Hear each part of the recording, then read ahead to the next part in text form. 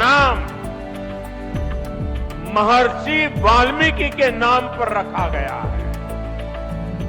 स्वागत, अभिनंदन और वंदन, और आपकी तालियों के प्रणाम उनके चरणों तक पहुंचे। जोरदार तालियों से स्वागत करें। हम सब अभिभूत हैं, आह्लादित हैं। हमारी हृदय की भावनाओं को साकार रूप देने के लिए मैं सबसे पहले माननीय मुख्यमंत्री माननीय श्री योगी आदित्यनाथ जी से अनुरोध करूंगी कि हम सब की ओर से माननीय उप मुख्यमंत्री द्वय के साथ रामलला की मूर्ति, बाल राम लला की मूर्ति जो धनुष बाण के साथ है, उसे माननीय प्रधानमंत्री महोदय को भेंट कर उनका अभिनंदन करें। सिया राम मैं सब जग जानी, करहु प्रणाम जोरी जुग पानी। बहुत बहुत स्वागत, अभिनंदन और वंदन। माननीय प्रधानमंत्री जी कहते हैं कि रेल यात्रा सुलभ और सुखद होनी चाहिए। मंच पर आसीन हैं माननीय रेल मंत्री भारत सरकार श्री अश्विनी वैष्णव जी। हम उनसे अनुरोध करेंगे कि अपने उद्बोधन से सभी का स्वागत करें।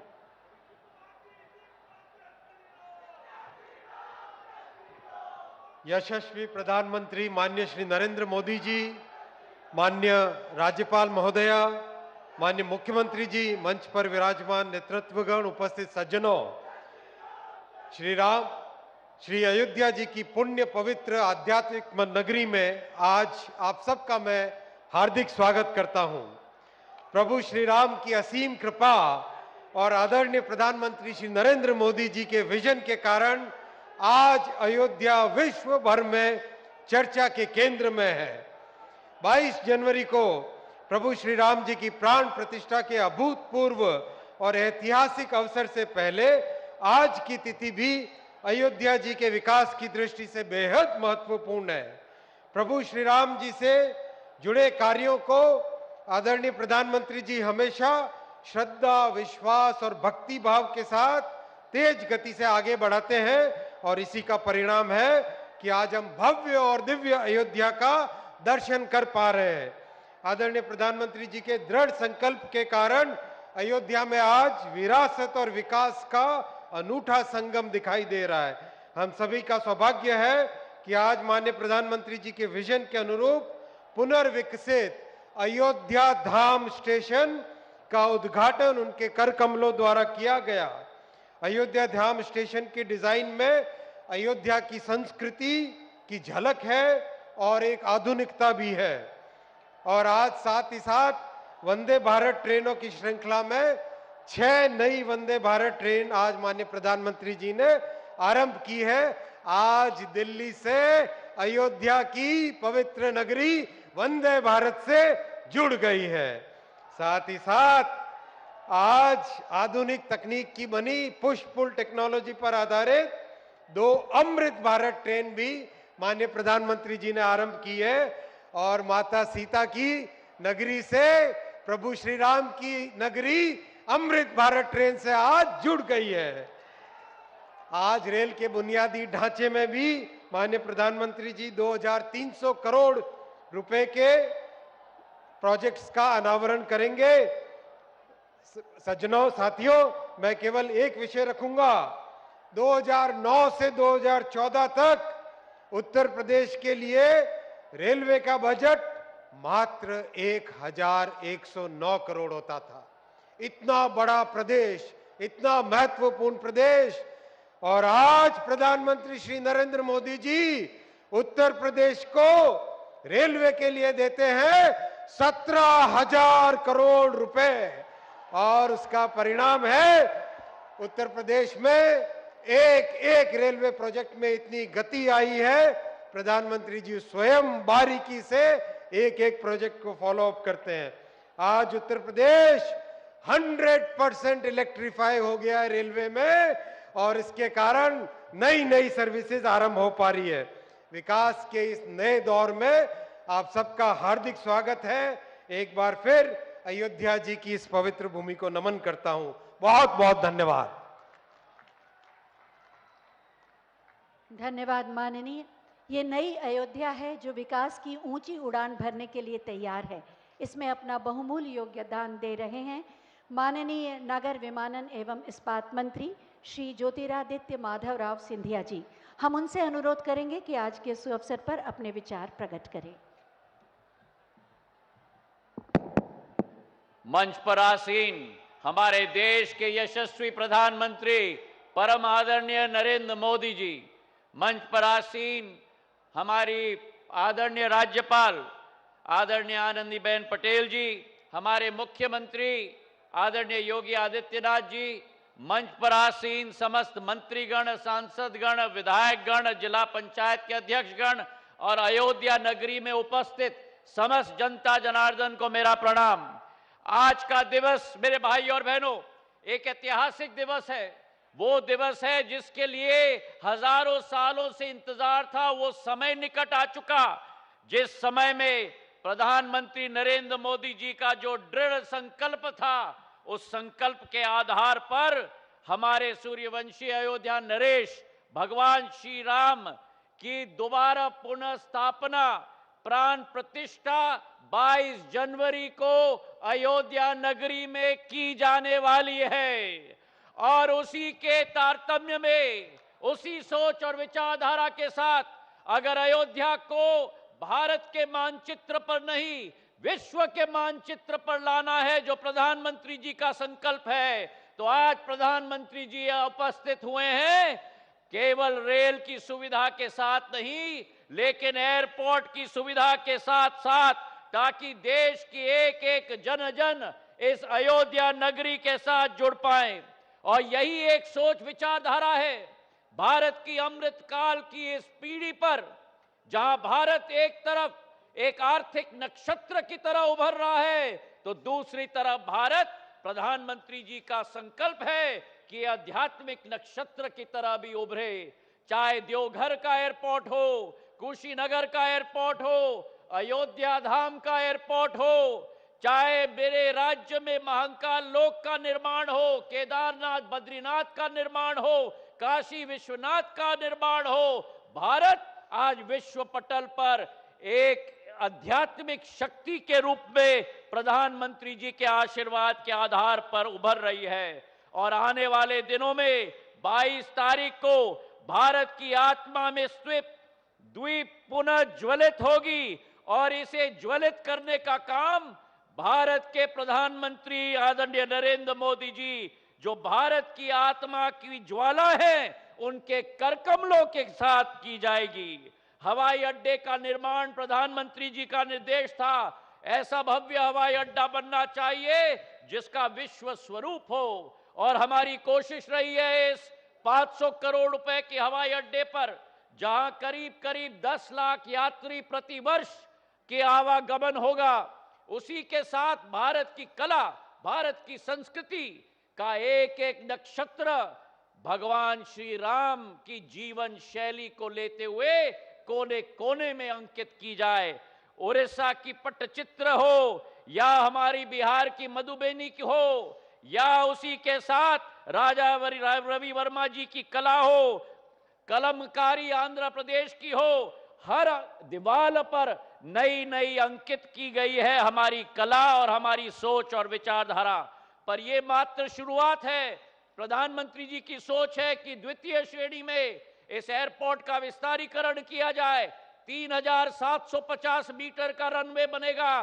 देश नहीं, विदेश के बड़े बड़े विमान बोइंग 777 और एयरबस 350 भी अयोध्या नगरी में लैंड करेंगे। यह प्रधानमंत्री जी का संकल्प है मेरे भाई और बहनों। और उसी के साथ जहां 65,000 स्क्वायर फुट का भी एयरपोर्ट बना है, वही 5 लाख स्क्वायर फुट का एयरपोर्ट अगले फेज में बनने जा रहा है अयोध्या के अंदर मेरे भाई और बहनों।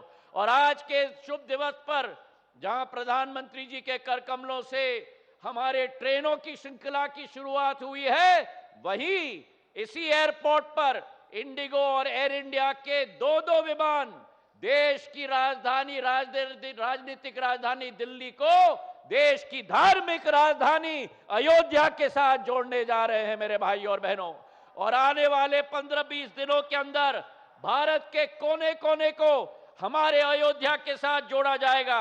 चाहे अहमदाबाद हो, चाहे मुंबई हो, चाहे बंगलुरु हो, चाहे कोलकाता हो, ये प्रधानमंत्री जी का संकल्प है तो आज अगर देश में सबसे बड़ी कोई शक्ति है जो विपक्षी सरकारों ने अयोध्या को कभी मान सम्मान नहीं दिया, प्रधानमंत्री जी ने वो संकल्प लिया कि अयोध्या को विश्व पटल पर हम लोग निखारेंगे।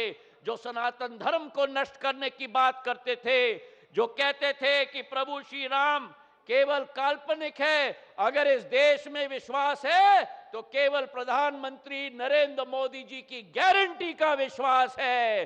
और वो गारंटी प्रधानमंत्री नरेंद्र मोदी जी जो सेवा, सुशासन और गरीब कल्याण की सरकार, वो प्रधानमंत्री नरेंद्र मोदी जी की गारंटी जिन्होंने 2020 में भगवान श्री राम का हमारे मंदिर का शिलान्यास करवाया, वही प्रधानमंत्री नरेंद्र मोदी जी की गारंटी जिसके आधार पर प्राण प्रतिष्ठा हो रहा है, और वही प्रधानमंत्री नरेंद्र मोदी जी की गारंटी जिसके आधार पर एक नवीन हवाई अड्डा और रेल स्टेशन की सुविधा मिल रही है। इन्हीं शब्दों के साथ प्रधानमंत्री जी का स्वागत और धन्यवाद तालियों की गड़गड़ाहट से हम सब लोग करें।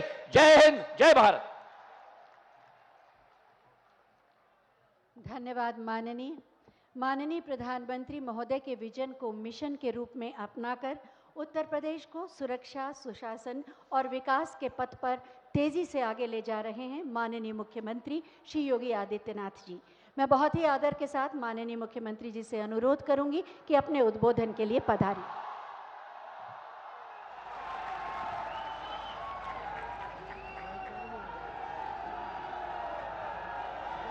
जय जय श्री राम, जय जय श्री राम। अवधपुरी सोहई ए भांति प्रभु मिलन आई जनु राती। अवधपुरी इस प्रकार से शोभित हो रही है मानो प्रभु से मिलने आई हो। आज देश के यशस्वी प्रधानमंत्री आदरणीय श्री नरेंद्र मोदी जी का अयोध्या में आगमन होकर के नए भारत के एक नई अयोध्या का वह स्वयं लोकार्पण करने के लिए आए हैं। भाइयों बहनों, इस अवसर पर आप सबकी ओर से, उत्तर प्रदेश वासियों की ओर से और देश और दुनिया भर के राम भक्तों की ओर से मैं आदरणीय प्रधानमंत्री जी का हृदय से स्वागत करता हूं, अभिनंदन करता हूं। मंच पर उपस्थित आदरणीय प्रधानमंत्री जी, प्रदेश की माननीय राज्यपाल आदरणीय श्रीमती आनंदीबेन पटेल जी, केंद्रीय रेल मंत्री माननीय श्री अश्विनी वैष्णव जी, केंद्रीय नागरिक उड्डयन और इस्पात मंत्रालय के मंत्री माननीय श्री ज्योतिरादित्य सिंधिया जी, जनरल वीके सिंह जी, उत्तर प्रदेश सरकार में मेरे सहयोगी उप मुख्यमंत्री द्वय श्री केशव प्रसाद मौर्य जी, श्री ब्रजेश पाठक जी, मंत्रिमंडल के मेरे सभी सहयोगीगण, यहां के माननीय सांसद श्री लल्लू सिंह जी, अन्य सभी सम्मानित जनप्रतिनिधिगण और उपस्थित भाइयों और बहनों, अवधपुरी प्रभु आवत जानी भई सकल शोभा के खानी।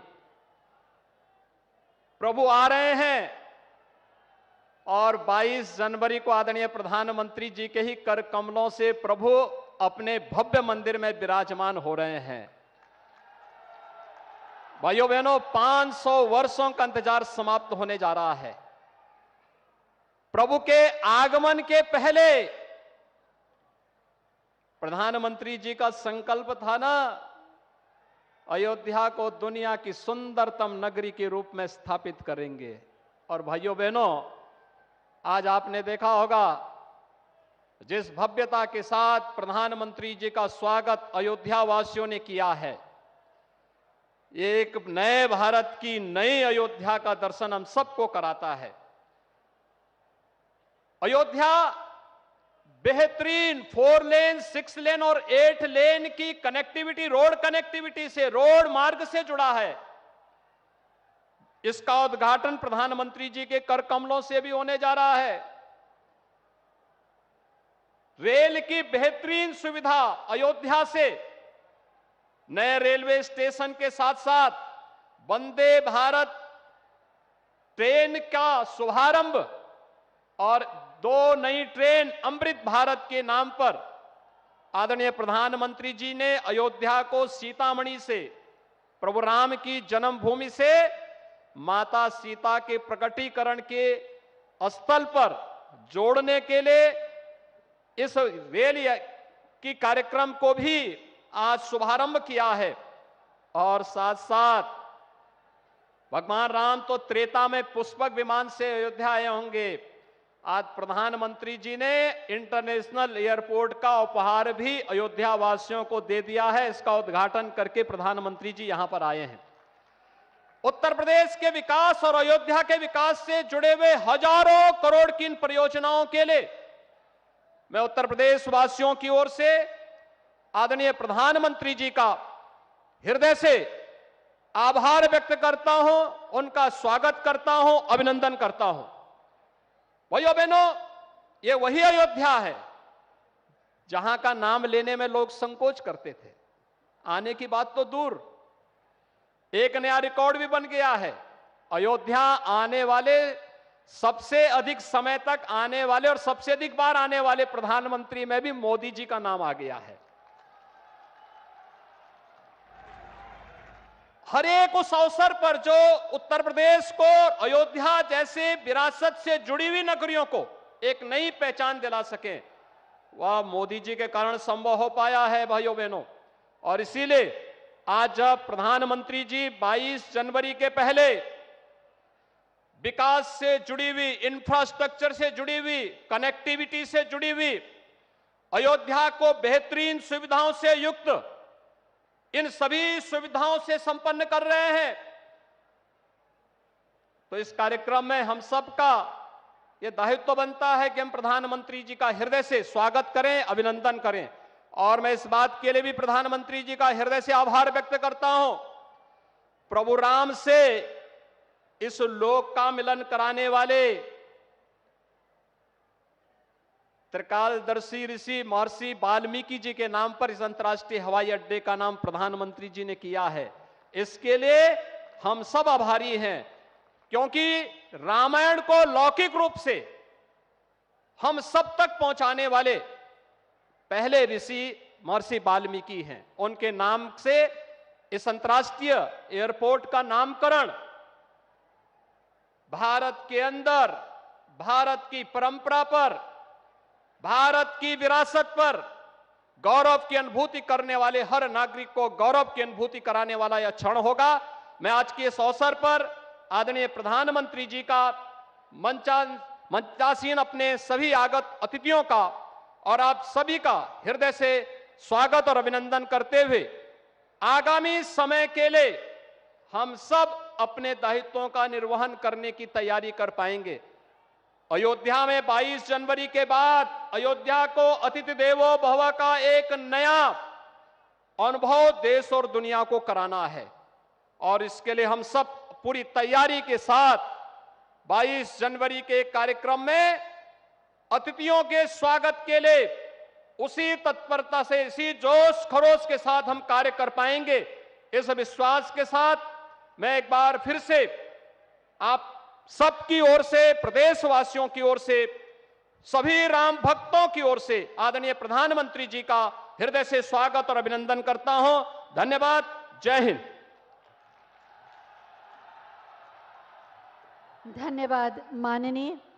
और अब समय है 15,700 करोड़ की केंद्र और राज्य सरकार की 46 परियोजनाओं के शिलान्यास और लोकार्पण की, जो नई अयोध्या की नए स्वरूप को साकार करेंगी। मैं बहुत ही आदर के साथ माननीय प्रधानमंत्री जी से अनुरोध करूंगी कि वो रिमोट का बटन दबाकर इन परियोजनाओं का शिलान्यास और लोकार्पण करने की कृपा करें। केंद्र और राज्य सरकार की 46 परियोजनाएं बटन दबा और बटन दबते ही शंखनाद के साथ एक नए युग का शुभारंभ, शिलापट का अनावरण।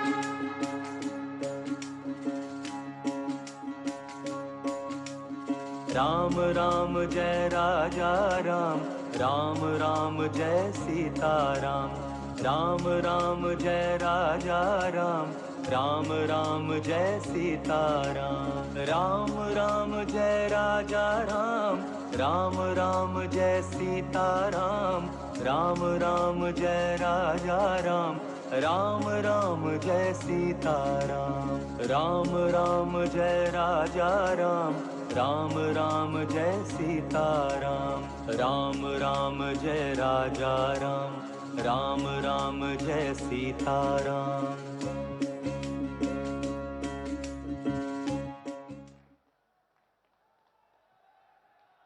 बहुत बहुत धन्यवाद माननीय। अयोध्या से बड़ा कोई धाम नहीं, राम से बड़ा कोई नाम नहीं। जैसा कि आप सब जानते हैं कि अभी कुछ देर पहले माननीय प्रधानमंत्री जी ने अयोध्या धाम जंक्शन का उद्घाटन किया था। ये रेलवे स्टेशन कैसा होगा, इसी के बारे में एक छोटी सी फिल्म आइए देखते हैं।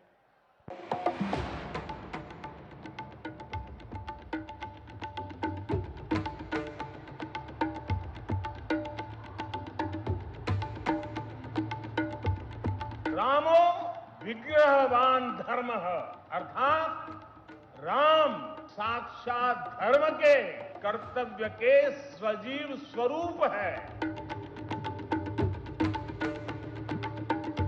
भारत की संस्कृति की चेतना है राम। उनके धाम अयोध्या में दिव्य और भव्य राम जन्मभूमि मंदिर के दर्शन को देश विदेश से आने वाले श्रद्धालुओं के लिए अत्याधुनिक विश्व स्तरीय सुविधाओं वाले अयोध्या धाम जंक्शन का उपहार दे रही है मोदी सरकार। साथ ही देशवासियों को मिल रही है 2 अमृत भारत ट्रेन, 6 वंदे भारत ट्रेन सहित अन्य कई रेल परियोजनाओं की सौगात। इस पुनर्विकसित स्टेशन में यात्रियों की सुविधा का रखा गया है खास ख्याल। पूजा की सामग्री से लेकर छोटे बच्चों की देखभाल तक की गई है विशेष व्यवस्था, जिससे बच्चे, वृद्ध, दिव्यांगजन और माताओं बहनों किसी को ना हो किसी तरह की परेशानी। साथ ही यह स्टेशन अब बन गया है पर्यावरण अनुकूल भी, जिसे दिया गया है ग्रीन स्टेशन बिल्डिंग का दर्जा। आज देश का लक्ष्य है कि रेलवे की यात्रा हर यात्री के लिए, हर नागरिक के लिए सुलभ भी हो और सुखद भी हो। अब ट्रेन से लेकर स्टेशन तक आपको एक बेहतर, एक उम्दा से उम्दा एक्सपीरियंस देने का प्रयास है। अमृत काल में यात्री सुविधाओं को नया आयाम देने के लिए भारतीय रेल का एक प्रयास है अमृत भारत ट्रेन। इस ट्रेन में दोनों ओर इंजन होने के कारण इसका होगा बेहतर पिकअप, जिससे यात्रा समय में आएगी कमी।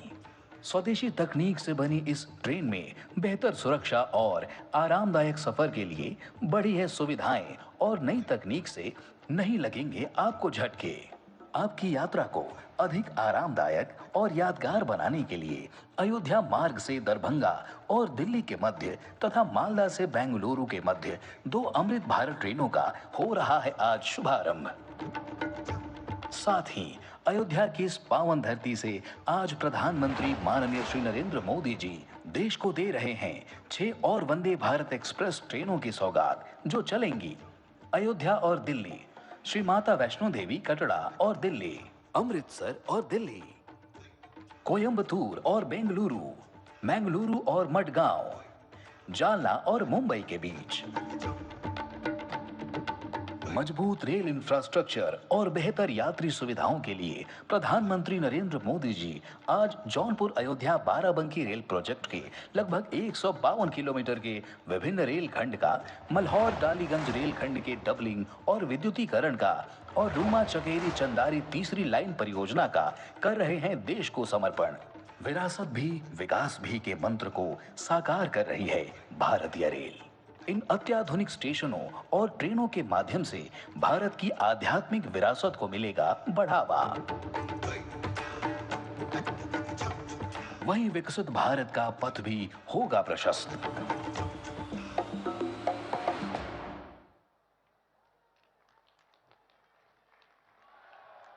अयोध्या धाम जंक्शन के साथ साथ महर्षि वाल्मीकि अंतर्राष्ट्रीय हवाई अड्डे के उद्घाटन और विभिन्न विकास परियोजनाओं के साथ नई अयोध्या तैयार है सभी श्रद्धालुओं और पर्यटकों के स्वागत के लिए।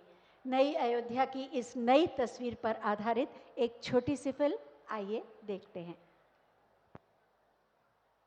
अयोध्या की महिमा तो खुद प्रभु श्री राम ने कही है। जन्मभूमि मम पुरी सुहावनी। अयोध्या सिर्फ एक नगर नहीं है, अयोध्या जीवन है, अयोध्या सभ्यता है, अयोध्या इस महान देश की संस्कृति और दैनिक जीवन के मूल में है। ये प्रभु श्री राम की अयोध्या है, ये सप्तपुरियों में प्रथम इस महान देश की अयोध्या है।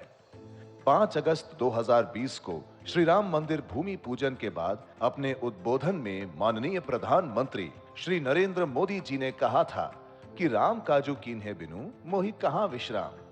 यही ध्येय वाक्य बना श्री राम मंदिर और अयोध्या के सुंदरीकरण से जुड़े हुए हर एक व्यक्ति का। अयोध्या विजन के अंतर्गत 37 विभागों की 30,000 करोड़ रुपए से भी अधिक की 178 परियोजनाओं का लक्ष्य एक ही है, प्रभु श्री राम की नगरी अयोध्या पूरे विश्व में अतुलनीय हो। 821 एकड़ में बने और 2200 मीटर लंबे और 45 मीटर चौड़े रनवे के साथ पूरी सज धज के साथ तैयार हो चुका है महर्षि वाल्मीकि अंतरराष्ट्रीय हवाई अड्डा अयोध्या धाम। इस एयरपोर्ट के पहले चरण को 1450 करोड़ रुपए की लागत के साथ तैयार किया गया है और अभी इस एयरपोर्ट में सालाना 10 लाख हवाई यात्रियों को संभालने की क्षमता है।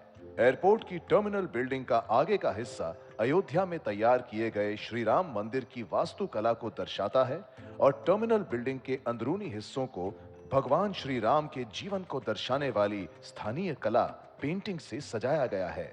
वहीं Ayodhya Dham junction railway station Shri Ram मंदिर की झलक के साथ श्रद्धालुओं को एक सुखद अनुभव देने के लिए तैयार है।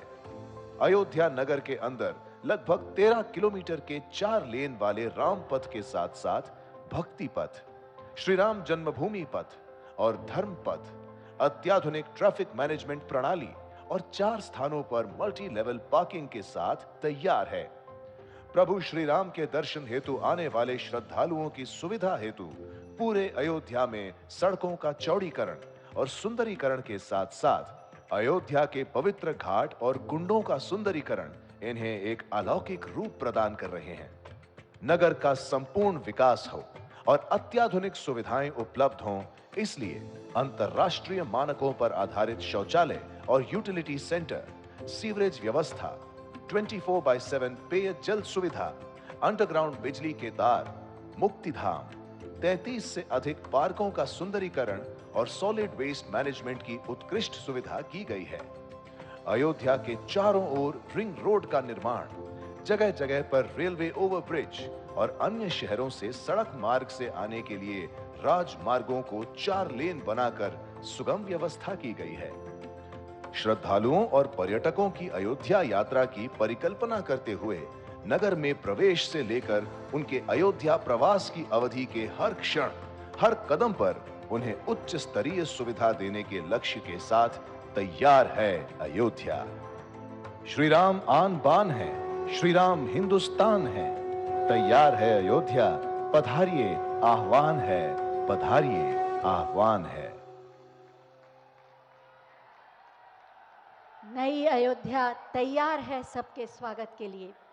दिव्य, भव्य और नव्य अयोध्या को पूरी गरिमा और गौरव के साथ विश्व पटल पर प्रतिष्ठित कर रहे हैं माननीय प्रधानमंत्री श्री नरेंद्र मोदी जी, जो 140 करोड़ भारतीयों के सपनों के साकार होने की गारंटी का दूसरा नाम है।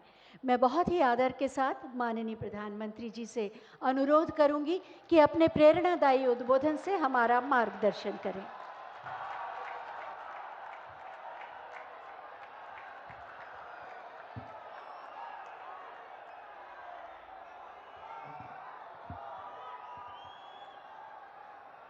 अयोध्या जी के सभी लोगों को मेरा प्रणाम।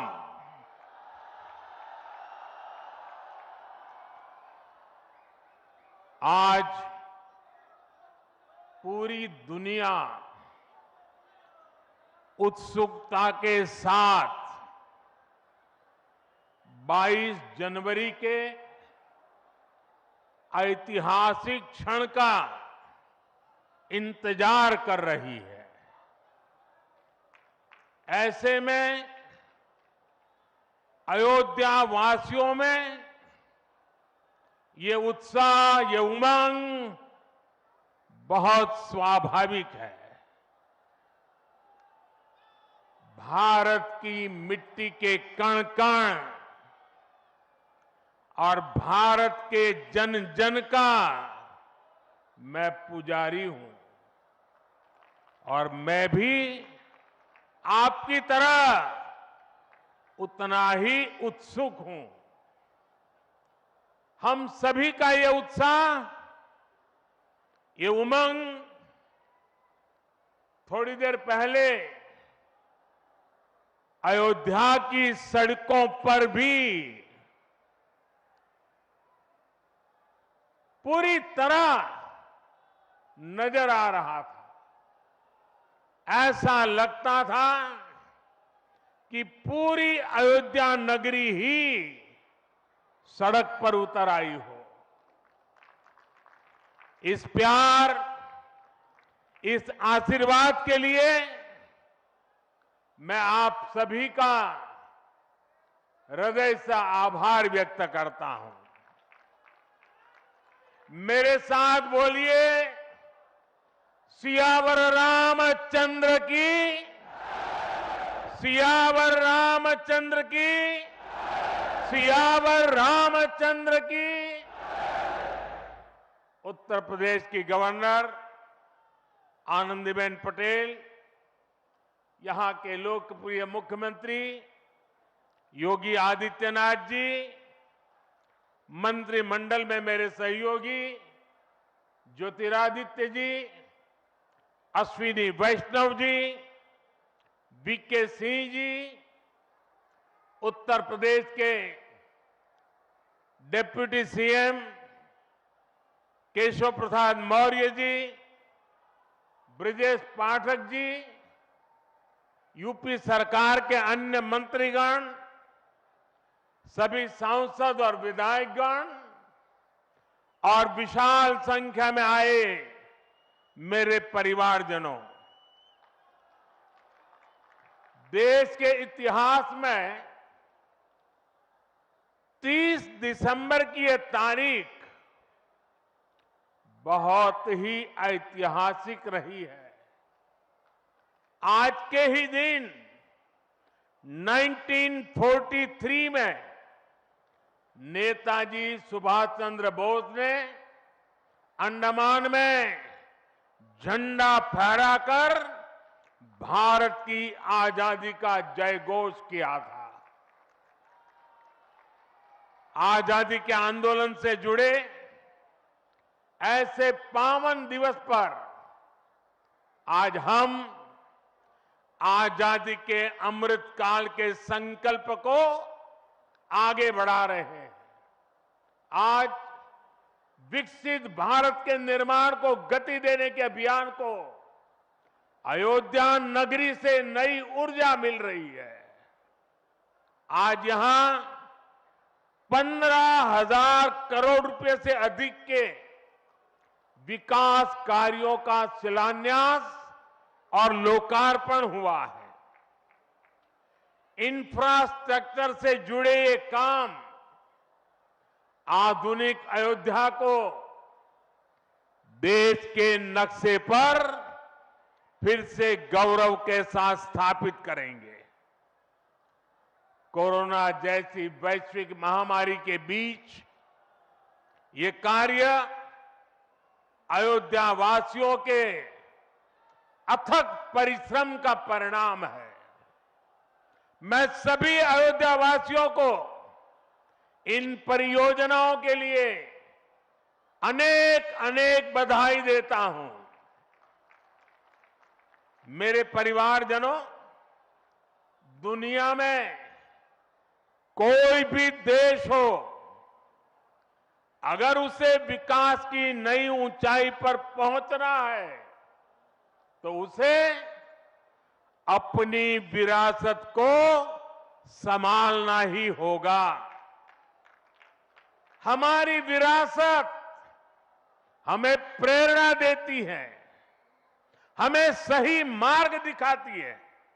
इसलिए आज का भारत पुरातन और नूतन दोनों को आत्मसात करते हुए आगे बढ़ रहा है। एक समय था जब यही अयोध्या में रामलला टेंट में विराजमान थे। आज पक्का घर सिर्फ रामलला को ही नहीं, बल्कि पक्का घर देश के 4 करोड़ गरीबों को भी मिला है। आज भारत अपने तीर्थों को भी संवार रहा है, तो वहीं डिजिटल टेक्नोलॉजी की दुनिया में भी हमारा देश छाया हुआ है। आज भारत काशी विश्वनाथ धाम के पुनर्निर्माण के साथ ही देश में 30,000 से ज्यादा पंचायत भवन भी बनवा रहा है। आज देश में सिर्फ केदार धाम का पुनरुद्धार ही नहीं हुआ है, बल्कि 315 से ज्यादा नए मेडिकल कॉलेज भी बने हैं। आज देश में महाकाल महालोक का निर्माण ही नहीं हुआ है, बल्कि हर घर जल पहुंचाने के लिए पानी की 2 लाख से ज्यादा टंकियां भी बनवाई है। हम चांद, सूरज और समुद्र की गहराइयों के भी नाप रहे हैं, तो अपनी पौराणिक मूर्तियों को भी रिकॉर्ड संख्या में भारत वापस ला रहे हैं। आज के भारत का मिजाज यहां अयोध्या में स्पष्ट दिखता है। आज यहां प्रगति का उत्सव है, तो कुछ दिन बाद यहां परंपरा का उत्सव भी होगा। आज यहां विकास की भव्यता दिख रही है, तो कुछ दिनों बाद यहां विरासत की भव्यता और दिव्यता दिखने वाली है। यही तो भारत है। विकास और विरासत की यही साझा ताकत भारत को 21वीं सदी में सबसे आगे ले जाएगी। मेरे परिवारजनों, प्राचीन काल में अयोध्या नगरी कैसी थी, इसका वर्णन खुद महर्षि वाल्मीकि जी ने विस्तार से किया है। उन्होंने लिखा है, कोसलो नाम मुदितः स्फीतो जनपदो महान निविष्ट सरयू तीरे प्रभुत धन धान्यवान। अर्थात वाल्मीकि जी बताते हैं कि महान अयोध्यापुरी धन धान्य से परिपूर्ण थी, समृद्धि के शिखर पर थी और आनंद से भरी हुई थी। यानी अयोध्या में विज्ञान और वैराग्य तो था ही, उसका वैभव भी शिखर पर था। अयोध्या नगरी की उसी पुरातन पहचान को हमें आधुनिकता से जोड़कर वापस लाना है। साथियों, आने वाले समय में अयोध्या नगरी अवध क्षेत्र ही नहीं बल्कि पूरे यूपी के विकास को ये हमारी अयोध्या दिशा देने वाली है। अयोध्या में श्री राम का भव्य मंदिर बनने के बाद यहां आने वाले लोगों की संख्या में बहुत बड़ी वृद्धि होगी। इसे ध्यान में रखते हुए हमारी सरकार अयोध्या में हजारों करोड़ रुपयों के विकास कार्य करा रही है, अयोध्या को स्मार्ट बना रही है। आज अयोध्या में सड़कों का चौड़ीकरण हो रहा है, नए फुटपाथ बन रहे हैं, आज अयोध्या में नए फ्लाईओवर बन रहे हैं, नए पुल बन रहे हैं। अयोध्या को आसपास के जिलों से जोड़ने के लिए भी यातायात के साधनों को सुधारा जा रहा है। साथियों, आज मुझे अयोध्या धाम एयरपोर्ट और अयोध्या धाम रेलवे स्टेशन का लोकार्पण करने का सौभाग्य मिला है। मुझे खुशी है कि अयोध्या एयरपोर्ट का नाम महर्षि वाल्मीकि के नाम पर रखा गया है। महर्षि वाल्मीकि ने हमें रामायण के माध्यम से प्रभु श्री राम के कृतित्व से परिचित करवाया। महर्षि वाल्मीकि के लिए प्रभु श्री राम ने कहा था, तुम त्रिकालदर्शी मुनिनाथा, तुम त्रिकालदर्शी मुनिनाथा, विश्व बदर जिमी तुमरे हाथा। अर्थात हे मुनिनाथ, आप त्रिकालदर्शी हैं, संपूर्ण विश्व आपके लिए हथेली पर रखे हुए बेर के समान है। ऐसे त्रिकालदर्शी महर्षि वाल्मीकि जी के नाम पर अयोध्या धाम एयरपोर्ट का नाम इस एयरपोर्ट में आने वाले हर यात्री को धन्य करेगा। महर्षि वाल्मीकि द्वारा रचित रामायण वो ज्ञान मार्ग है जो हमें प्रभु श्री राम से जोड़ती है। आधुनिक भारत में महर्षि वाल्मीकि इंटरनेशनल एयरपोर्ट अयोध्या धाम हमें दिव्य भव्य नव्य राम मंदिर से जोड़ेगा। जो ये नया एयरपोर्ट बना है उसकी क्षमता हर साल 10 लाख यात्रियों को सेवा करने की क्षमता है।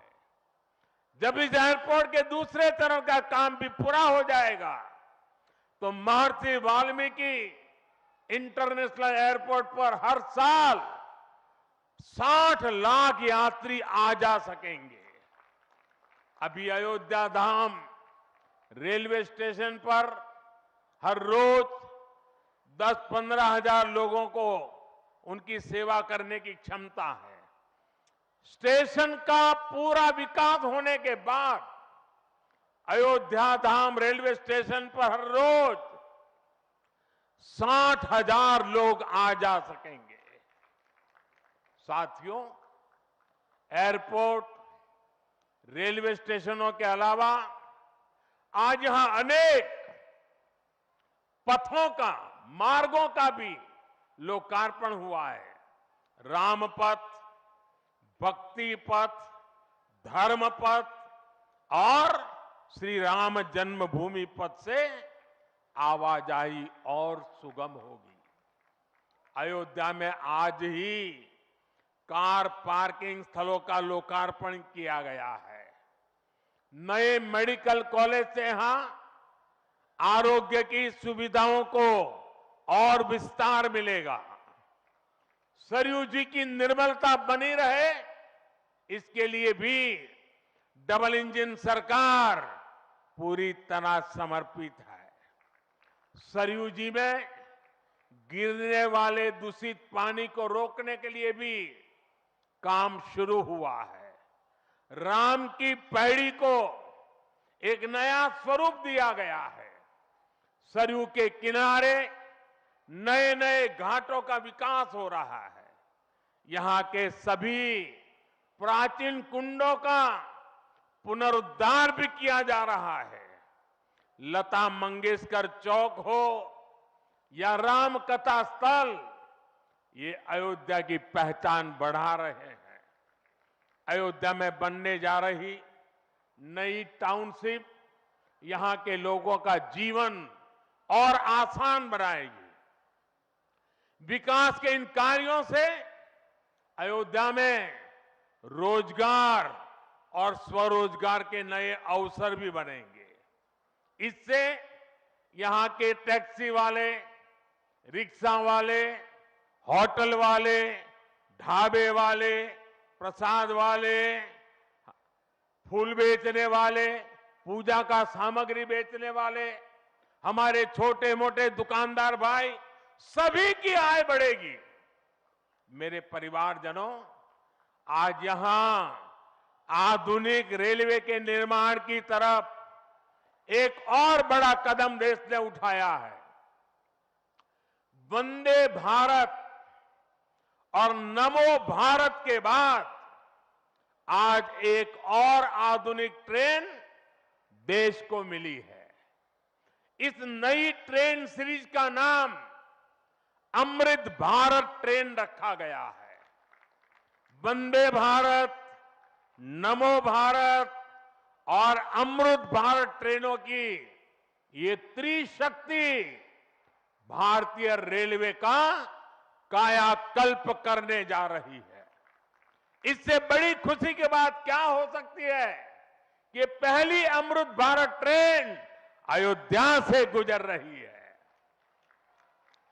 Delhi Darbhanga Amrit Bharat express train Delhi, UP, Bihar के लोगों की यात्रा को आधुनिक बनाएगी।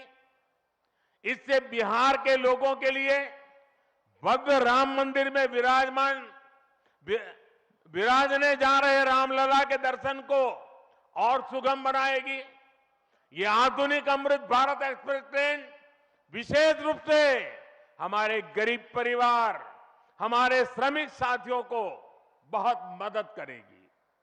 श्री रामचरितमानस में गोस्वामी तुलसीदास जी ने कहा है, परहित सरिस धर्म नहीं भाई, पर पीड़ा सम नहीं अदमाई।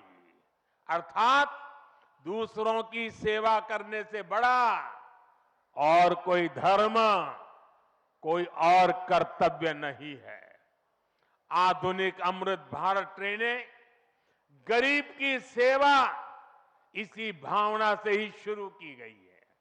जो लोग अपने काम के कारण अक्सर लंबी दूरी का सफर करते हैं, जिनकी उतनी आमदनी नहीं है, वे भी आधुनिक सुविधाओं और आरामदायक सफर के हकदार हैं। गरीब के जीवन की भी गरिमा है। इसी ध्येय के साथ इन ट्रेनों को डिजाइन किया गया है। आज ही पश्चिम बंगाल और कर्नाटका के साथियों को भी उनके राज्य की पहली अमृत भारत एक्सप्रेस ट्रेन मिली है। मैं इन राज्यों को भी अमृत भारत ट्रेनों की बधाई दूंगा। मेरे परिवारजनों, विकास और विरासत को जोड़ने में वंदे भारत एक्सप्रेस बहुत बड़ी भूमिका निभा रही है। देश की पहली वंदे भारत एक्सप्रेस ट्रेन काशी के लिए चली थी। आज देश के 34 रूट पर वंदे भारत एक्सप्रेस ट्रेनें चल रही है। काशी, वैष्णो देवी के लिए कटरा, उज्जैन, पुष्कर, तिरुपति, शिरडी, अमृतसर, मदुरई, आस्था के ऐसे हर बड़े केंद्रों को वंदे भारत जोड़ रही है। इसी कड़ी में आज अयोध्या को भी वंदे भारत ट्रेन का उपहार मिला है। आज अयोध्या धाम जंक्शन, आनंद विहार वंदे भारत शुरू की गई है। इसके अलावा आज कटरा से दिल्ली, अमृतसर से दिल्ली, कोयम्बटूर बेंगलुरु, मंगलुरु मडगांव, जालना मुंबई, इन शहरों के बीच भी वंदे भारत की नई सेवाएं शुरू हुई है। वंदे भारत में गति भी है, वंदे भारत में आधुनिकता भी है और वंदे भारत में आत्मनिर्भर भारत का गर्व भी है। बहुत ही कम समय में वंदे भारत से 1.5 करोड़ से अधिक यात्री सफर कर चुके हैं। विशेष तौर पर युवा पीढ़ी को ये ट्रेन बहुत पसंद आ रही है। साथियों, हमारे देश में प्राचीन काल से ही तीर्थ यात्राओं का अपना महत्व रहा है, अपना गौरवशाली इतिहास रहा है। बद्री विशाल से सेतुबंध रामेश्वरम की यात्रा, गंगोत्री से गंगा सागर की यात्रा, द्वारकाधीश से जगन्नाथपुरी की यात्रा, द्वादश ज्योतिर्लिंग की यात्रा, 4 धामों की यात्रा, कैलाश मानसरोवर यात्रा, कांवड़ यात्रा, शक्ति पीठों की यात्रा, पंढरपुर यात्रा, आज भी भारत के कोने कोने में कोई न कोई यात्रा निकलती रहती है। लोग आस्था के साथ उनसे जुड़ते रहते हैं। तमिलनाडु में भी कई यात्राएं प्रसिद्ध हैं। शिवस्थल पाद यात्रिरई, मुरुगनंकु कावड़ी यात्रिरई, वैष्णव तिरुपति यात्रिरई, अस्मन तिरुत्तल यात्रिरई, केरला में सबरीमाला यात्रा हो, आंध्र तेलंगाना में मेदाराम में समक्का और सरक्का की यात्रा हो, नागोबा यात्रा, इनमें लाखों की संख्या में श्रद्धालु जुड़ते हैं। यहां बहुत कम लोगों को पता होगा कि केरला में भगवान राम और उनके भाइयों भरत, लक्ष्मण और शत्रुघ्न के धाम की भी यात्रा होती है। ये यात्रा नालंबम यात्रा के नाम से जानी जाती है। इसके अलावा देश में कितनी ही परिक्रमाएं भी जारी रही है।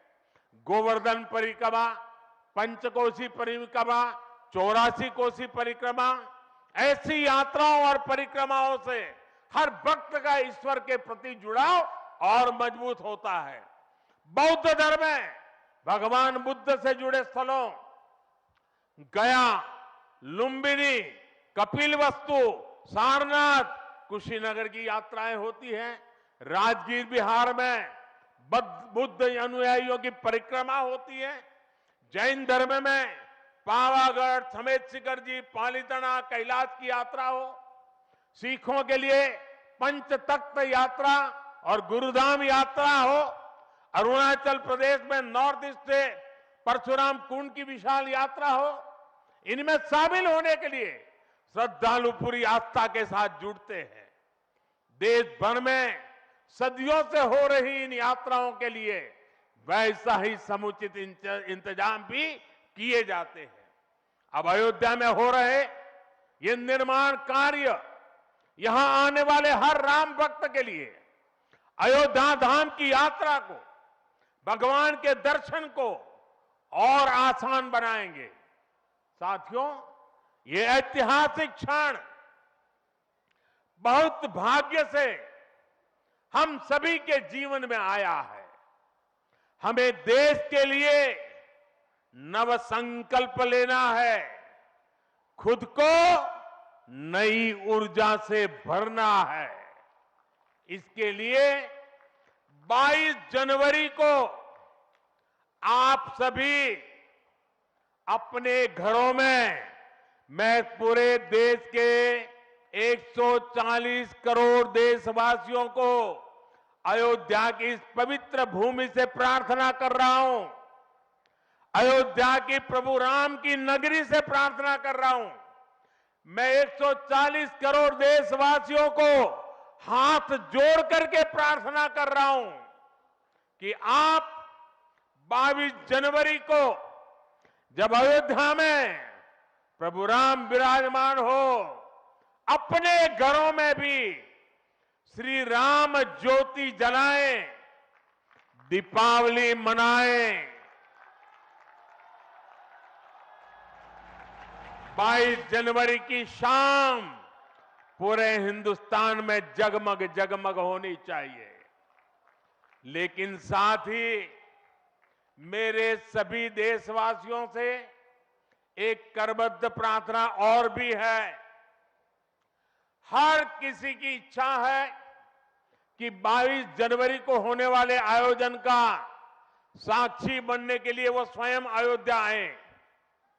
लेकिन आप भी जानते हैं कि हर किसी का आना संभव नहीं है।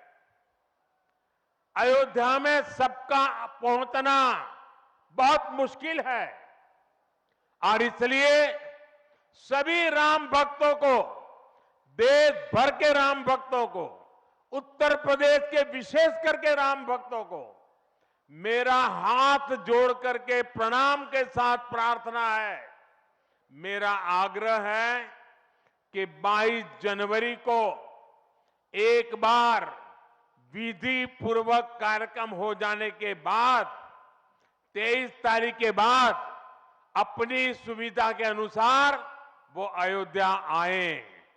अयोध्या आने का मन 22 तारीख को न बनाए।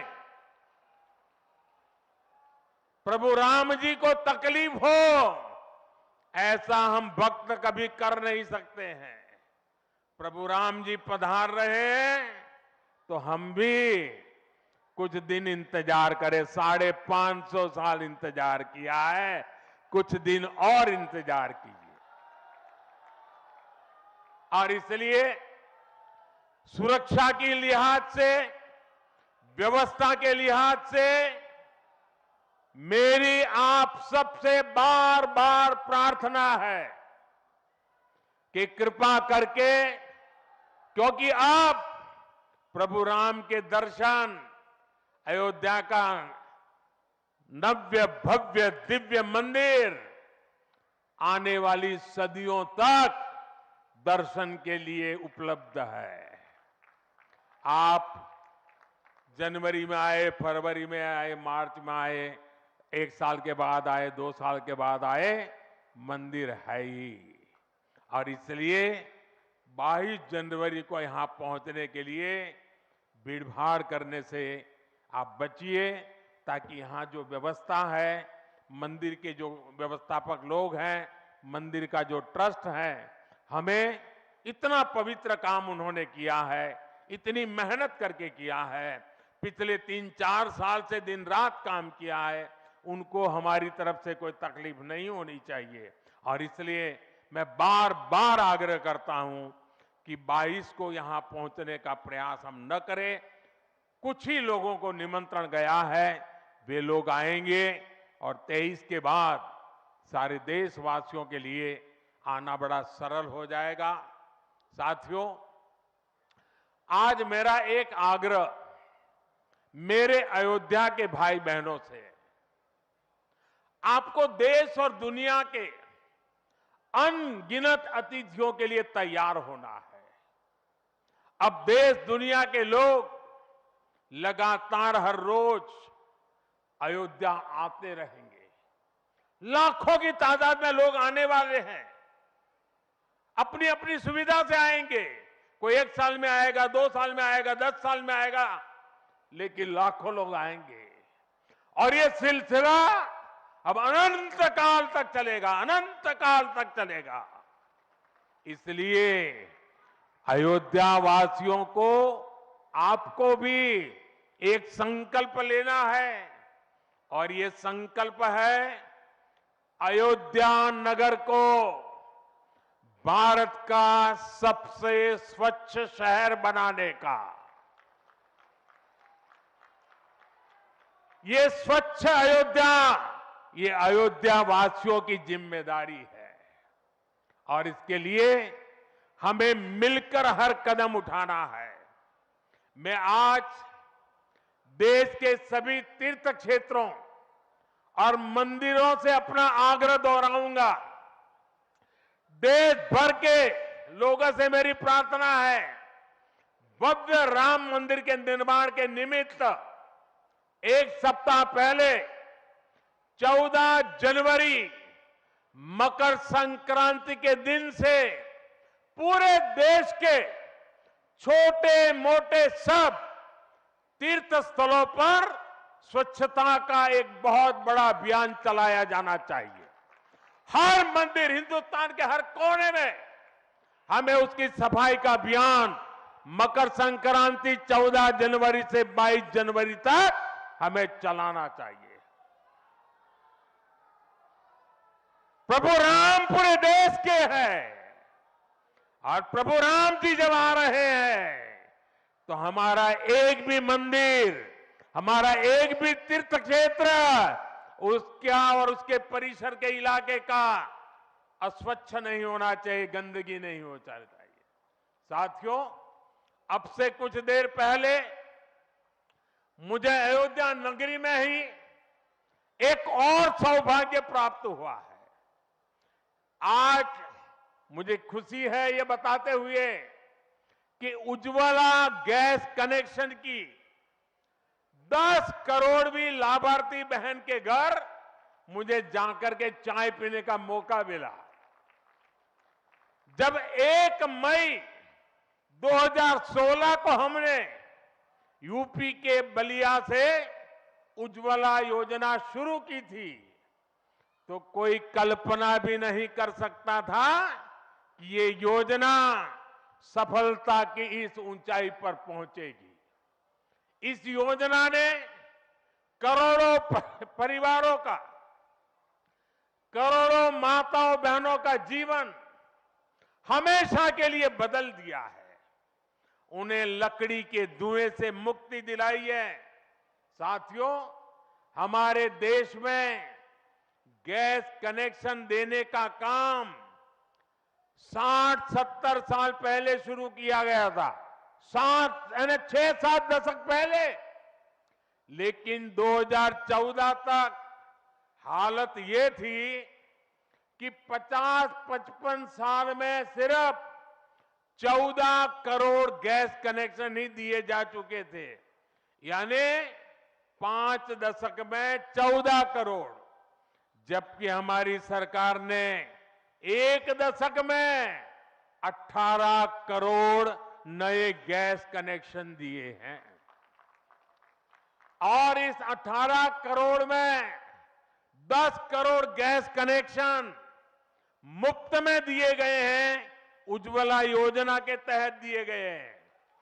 जब गरीब की सेवा की भावना हो, जब नियत नेक हो, तो इसी तरह से काम होता है, इसी तरह के नतीजे मिलते हैं। आजकल कुछ लोग मुझसे पूछते हैं कि मोदी की गारंटी में इतनी ताकत क्यों है? मोदी की गारंटी में इतनी ताकत इसलिए है क्योंकि मोदी जो कहता है वो करने के लिए जीवन खपा देता है। मोदी की गारंटी पर आज देश को इसलिए भरोसा है क्योंकि मोदी जो गारंटी देता है उसे पूरा करने के लिए दिन रात एक कर देता है। ये अयोध्या नगरी भी तो इसकी साक्षी है। और मैं आज अयोध्या के लोगों को फिर से विश्वास दूंगा कि इस पवित्र धाम के विकास में हम कोई कोर कसर बाकी नहीं छोड़ेंगे। श्री राम हम सभी पर आशीर्वाद रखें, इसी कामना के साथ अपनी वाणी को विराम देता हूं। प्रभु श्री राम के चरणों में प्रणाम करता हूं और आप सबको विकास कार्यों की बधाई देता हूं। मेरे साथ बोलिए, सियावर रामचंद्र की, सियावर रामचंद्र की, सियावर रामचंद्र की, भारत माता की, भारत माता की, भारत माता की। बहुत बहुत धन्यवाद। बहुत बहुत धन्यवाद माननीय, आपके प्रेरणादायी मार्गदर्शन के लिए। आपका होना, आपका आना, आपका सानिध्य, आपका सामीप्य सदैव ऊर्जा देता है। आप हमारी उम्मीद हैं, हमारा आत्मविश्वास है, हमारा साहस है, हमारा बल है। हुए कितने हर्ष के साथ, कितने उल्लास के साथ अपने अपने मोबाइल कैमरों में वो तस्वीरें कैद करने के लिए बहुत ही उत्सुक नजर आ रहे हैं। और ये जो नज़ारा है उससे थोड़ी देर पहले का, जहां पर भव्य बैनर्स के जरिए प्रधानमंत्री नरेंद्र मोदी का स्वागत करने के लिए तैयार अयोध्या को प्रदर्शित किया गया है। और ये जो सड़क है वो सीधे मुख्य राजमार्ग से जुड़ती है, जिसको कि आउटर बाईपास रोड कहा जाता है। वहां से होते हुए आप सीधे जो नया घाट का निर्माण किया गया है लता मंगेशकर चौक, वहां पर प्रवेश कर सकते हैं। और 6 से 8 लेन की बड़ी सड़क बनाई गई है, बिल्कुल चौड़ीकरण किया गया है, पूरा विकास का पुनर्विकास किया गया है, सारी सुविधाओं का और सुरक्षा के व्यापक इंतजाम। प्रधानमंत्री का प्रवेश हो चुका है अयोध्या में और इस रोड शो के बाद ये सीधे प्रधानमंत्री का काफिला पहुंचेगा रेलवे स्टेशन। और रेलवे स्टेशन, जैसा कि वहां पर हमारे वरिष्ठ संवाददाता शैलेंद्र मिश्र बता रहे हैं कि वहां की तस्वीर बिल्कुल बदल चुकी है। और आप समझें कि रेलवे स्टेशन से मुख्य राम मंदिर की जो दूरी है वो बहुत ज्यादा नहीं है। आप चाहें तो स्वयं पैदल चल करके भी राम मंदिर के दर्शन के लिए जा सकते हैं। हनुमानगढ़ी उससे पहले पड़ेगा। कहा जाता है कि अगर आप अयोध्या में पदार्पण कर रहे हैं तो सबसे पहले आपको वहां के वर्तमान राजा विराज हनुमानगढ़ी में विराजित हनुमान जी की आज्ञा लेनी होगी, आदेश लेना होगा। और उसके बाद श्री राम जन्मभूमि में श्री राम लला के दर्शनों के लिए आप जा सकेंगे। और अयोध्या में जो रेलवे स्टेशन है वहां से थोड़ी दूर पर अगर आप पैदल भी चलना चाहें, बहुत ज़्यादा आपके पास सामान नहीं है, तो आप सीधे रुक कर सकते हैं हनुमानगढ़ी का। वहां पर दर्शन के पश्चात वहां से बिल्कुल वॉकिंग डिस्टेंस पे आज का जो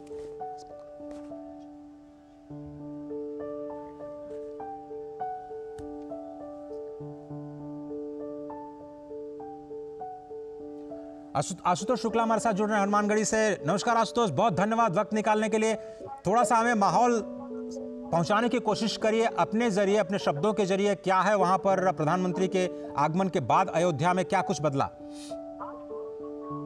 देखिए, अगर हम अजय कहें तो आज के अतिरेक को देख सकते हैं, जो भक्ति का अतिरेक है, आवेग है, और जिस तरीके से अयोध्या के लोगों का उत्साह है इसको शब्दों में बात करना बड़ा मुश्किल होगा। कारण स्पष्ट है कि आज का जो लोगों का यहाँ पर इकट्ठा होना है वो इकट्ठा अनायास नहीं हुए हैं, भक्तिपूर्ण भाव से इकट्ठा हुए हैं। उनमें रोष नहीं है, उसमें शांति है, उसमें उत्साह है, उसमें एक संतुष्ट का भाव दिखाई देता है। अयोध्या यही संस्कृति आती थी वर्षों वर्ष को, 500 वर्षों के लगातार संघर्ष के बाद जब यह स्थिति आई है कि भगवान श्री राम लला की प्रधानमंत्री नरेंद्र मोदी 22 जनवरी को आएंगे, लेकिन उसके पूर्व अयोध्या को नवनिर्मित करने के लिए, अयोध्या को पूरी तरह से धार्मिक पर्यटन के रूप में, धार्मिक पर्यटन स्थल के रूप में करने के लिए अनेक कार्यक्रम, जिसमें एयरपोर्ट हो, चाहे रेलवे स्टेशन हो, चाहे यहाँ सड़कों के सुधार हो, या मूलभूत सुविधाओं का विकास हो, जिससे कि देश और विदेश से आने वाले भक्तों को कोई समस्या में यहाँ पर हो, उन सारी चीजों की व्यवस्था प्रधानमंत्री और उत्तर प्रदेश और केंद्र की सरकारों का जो सौजन्य रहा है, सौजन्य को यहाँ पर धन्यवाद देने के लिए अयोध्यावासी पूरे नगर सड़क के दोनों तरफ जो है यहाँ पर इकट्ठा हुए हैं। आशुतोष, आप मुझे थोड़ा सा वो मार्ग बता सकते हैं जहां इस वक्त हम देख रहे हैं तस्वीरों में प्रधानमंत्री कौन से रास्ते से जा रहे हैं और उसके बाद कैसे हनुमानगढ़ी होते हुए उस रास्ते से होते हुए रेलवे स्टेशन तक पहुंचेंगे? वो थोड़ा खाका खींच सकते हैं हमारे लिए? बिल्कुल अजय, अगर आप जो है राजधानी लखनऊ की तरफ जाते हैं, राजधानी लखनऊ से गोरखपुर को हमारा हाईवे जाता है। हाईवे पर अयोध्या धाम जो है, वहाँ से प्रवेश करते ही अयोध्या धाम में आपको जो है इस बात का एहसास होगा। और खासतौर पर यहाँ पर जो व्यवस्था की जा रही है, इस तरह से की जा रही है कि जो भक्त अपने भावों को लेकर के आए, उन्हें यहाँ पर प्रवेश करते ही अयोध्या में वातावरण दिखाई दे और वह धर्म पथ कहलाता है, जिस पर प्रधानमंत्री नरेंद्र मोदी उतर करके लोगों से अभिवादन स्वीकार करेंगे, लोगों से मुलाकात करेंगे। धर्म पथ से होते हुए लता मंगेशकर की याद में बनाए गए चौराहे पहुंचेंगे और कहीं न कहीं पीछे संपूर्ण अयोध्या का जो नव निर्माण किया जा रहा है, इसके पीछे चाहे शास्त्र हो, चाहे संगीत हो, सबको एक निश्चित भाव देकर किया जा रहा है। यही कारण है कि लता और लता का नाम इस चौराहे को दिया गया और इस चौराहे से होते हुए प्रधानमंत्री नरेंद्र मोदी आगे बढ़ेंगे और हनुमानगढ़ी के सामने से होते हुए भगवान श्री राम लला स्थान पर पहुंचेंगे, जहाँ उनका प्रवेश द्वार है। इसके बाद ही वो रेलवे स्टेशन पहुंचेंगे, रेलवे स्टेशन से फिर से एयरपोर्ट पहुंच जाएंगे। अजय, बिल्कुल सही कहा आपने। इस वक्त जो हम तस्वीरें देख रहे हैं वो है धर्मपथ की, जिस तरह से हमारे वरिष्ठ संवाददाता आशुतोष शुक्ल, जो कि इस वक्त हनुमानगढ़ी के पास बिल्कुल हैं, बता रहे थे कि इस वक्त प्रधानमंत्री नरेंद्र मोदी रोड शो के पहले हिस्से में धर्मपथ पर अभिवादन स्वीकार कर रहे हैं जनता जनार्दन का और पोस्टर बैनर के जरिए लगातार उनका स्वागत और साथ ही साथ जनता को भी जो विकास कार्य हैं उनकी जानकारियां देते हुए ये जो बैनर पोस्टर्स हैं, खासतौर पर विकसित भारत की जो विकास यात्रा शुरू की गई है। अगर आप थोड़ी देर बाद देखें तो ये जो काफिला है प्रधानमंत्री का पहुंचेगा लता मंगेशकर चौक, जहां पर 3 विकसित भारत की मोदी की गारंटी की गाड़ियां लगातार लोगों को विकास के कार्यों के बारे में बताती रहे। आप पीछे देखिए 9 करोड़ से ज्यादा लोगों को कैसे योजनाओं के लाभ के साथ जोड़ा गया है, उसकी जानकारी और जनता जनार्दन भागते हुए कार के काफिले के साथ सिर्फ इसी उम्मीद में कि एक तस्वीर और वेद मंत्रोच्चार इस वक्त आप देख रहे हैं आपकी स्क्रीन पर, वेद मंत्रोच्चार के जरिए उनका स्वागत किया जा रहा है, फूल मालाओं के जरिए प्रधानमंत्री का स्वागत। और आशुतोष शुक्ल लगातार पल पल पर जो हमारी गतिविधियां उस पर नजर रखे हुए हैं। राजेश राज हमारे साथ जुड़े हैं। राजेश, आपने भी जायजा लिया नई दिल्ली रेलवे स्टेशन का, लेकिन आप चूंकि बिहार से आते हैं, मां जानकी की जो धरती है वहां से आते हैं, कैसे बिहार के लोग आज नई सुविधाओं के साथ अपने आप को अयोध्या के साथ जुड़ते हुए पाएंगे? देखिए अजय, बिल्कुल आपने सही कहा कि जो अवध और मिथिला के जो संबंध हैं वो बेहद पुराने हैं और इस संबंध की जो कड़ी है वो कहीं ना कहीं अमृत भारत एक्सप्रेस ट्रेन का जो परिचालन शुरू होगा तो इन संबंधों की कड़ी और भी आगे बढ़ेगी। और हम सब लोग जानते हैं कि अवध भगवान श्री राम की जन्मभूमि है और मिथिला उनका ससुराल है। माता जानकी की जो जन्मभूमि है वो सीतामढ़ी है और यह जो ट्रेन है अमृत भारत, जिसका आज लोकार्पण प्रधानमंत्री मोदी कर रहे हैं, यह train Anand Vihar railway station से चलकर अयोध्या होते हुए, श्री राम जन्मभूमि से अयोध्या होते हुए माता जानकी की जन्मभूमि सीतामढ़ी होते हुए दरभंगा मिथिलांचल तक की यात्रा जब करेगी तो अवध और मिथिला की दूरियां ही नहीं घटेगी, बल्कि दिलों के बीच जो हम कह सकते हैं कि जो रिश्तों की जो प्रगाढ़ता है, गर्माहट है, वह भी देखने को मिलेगी और जो पौराणिक संबंध है, जो पुराने जो रिश्ते रहे हैं, वह भी आगे बढ़ेंगे। और वंदे भारत जैसी हाई क्लास ट्रेन जब भारतीय रेल ने चलाया और उसकी सफलता को देखकर जब विपक्ष के लोग ये कहते थे कि सिर्फ एक क्लास को प्रभावित करने के लिए ट्रेन चलाई गई है, तो अमृत भारत ट्रेन जो है ये नॉन एसी ट्रेन है और यह तमाम जो सामान्य लोग हैं उनके सपनों पर खड़ा उतरने की कोशिश जो है वो बिल्कुल सही कहा आपने और बिल्कुल सही कहा आपने राजेश। चूंकि मिथिला के रस से बहुत सारे लोग अनभिज्ञ हैं, जानते नहीं है कि मिथिला का रस कैसे आपको प्रेम में सराबोर कर देता है। इसलिए जब ये सुविधाएं बढ़ेंगी तो माँ जानकी की धरती, जैसा कि आप कह रहे हैं, सीतामढ़ी और दरभंगा से होती हुई जो अमृत ट्रेन चलेगी। और इस वक्त आप देख रहे हैं राम कथा पार्क, जो कि बिल्कुल पास में है लता मंगेशकर चौक के, वहां पर प्रधानमंत्री का काफिला पहुंच चुका है। ये स्तंभ जो देख रहे हैं वो नए भारत के नए विकास स्तंभ हैं। अलग मार्ग पर थोड़ी थोड़ी जगह पर आपको सुलभ शौचालय दिखाई देंगे, यानी बिल्कुल स्वच्छता का ख्याल रखा जाएगा। प्रधानमंत्री जिसके लिए हमेशा कहते रहे हैं कि जो भी तीर्थयात्री आएँ वो अपना ख्याल रखें, साथ ही साथ शहर का ख्याल रखें, उस तीर्थ का ख्याल रखें जहां पर वो तीर्थाटन के लिए, पर्यटन के लिए जा रहे हैं। ये जो स्तंभ है, अभी उसकी खूबसूरत आभा आप शाम को देखिएगा जब यहाँ पर ज़बरदस्त लाइटिंग होती है, तो इन स्तंभ के जरिए कैसे एक विकास का द्वार आपको दिखता है। ये बिल्कुल लता मंगेशकर चौक पर इस वक्त प्रधानमंत्री का काफिला पहुंच चुका है। बहुत ही खूबसूरत तस्वीरें, अनेक संगीत और वाद्य यंत्र के साथ सैकड़ों लोग इस वक्त लता मंगेशकर चौक के पास प्रधानमंत्री नरेंद्र मोदी का अभिवादन करते हुए। उत्सुकता लोगों को जरूर थी, लेकिन उत्सुकता थी 22 जनवरी की। आज के दिन का अंदाज शायद किसी को भी नहीं रहा होगा कि प्रधानमंत्री 22 जनवरी से पहले आज 30 दिसंबर को भी, यानी 2023 खत्म होते होते एक बार अयोध्या का दौरा करेंगे।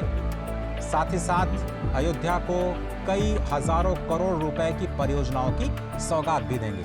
बहुत सारी परियोजनाएं पिछले 2 साल 3 साल से जो नए अयोध्या का मास्टर प्लान है उसके तहत चल रही थी, उसमें आज 2 बड़ी परियोजनाएं राष्ट्र को समर्पित की जा रही हैं, जिसमें कि अयोध्या धाम रेलवे स्टेशन और महर्षि वाल्मीकि इंटरनेशनल एयरपोर्ट। ये जो 2 परियोजनाएं हैं, एक परियोजना दुनिया को कनेक्ट करेगी भगवान राम के धाम से, तो दूसरी परियोजना देश के विभिन्न हिस्सों को भगवान राम के धाम से कनेक्ट करेगी। आशुतोष, क्या आप मेरे साथ बने हुए हैं? नमस्कार आशुतोष, क्या आप मेरे साथ हैं? बिल्कुल अजय, मैं आपके साथ हूँ और इस वक्त प्रधानमंत्री का काफिला धीरे धीरे अयोध्या में प्रवेश कर रहा है और अयोध्या में जो धर्म पथ से ये काफिला राम पथ की ओर मुड़ेगा।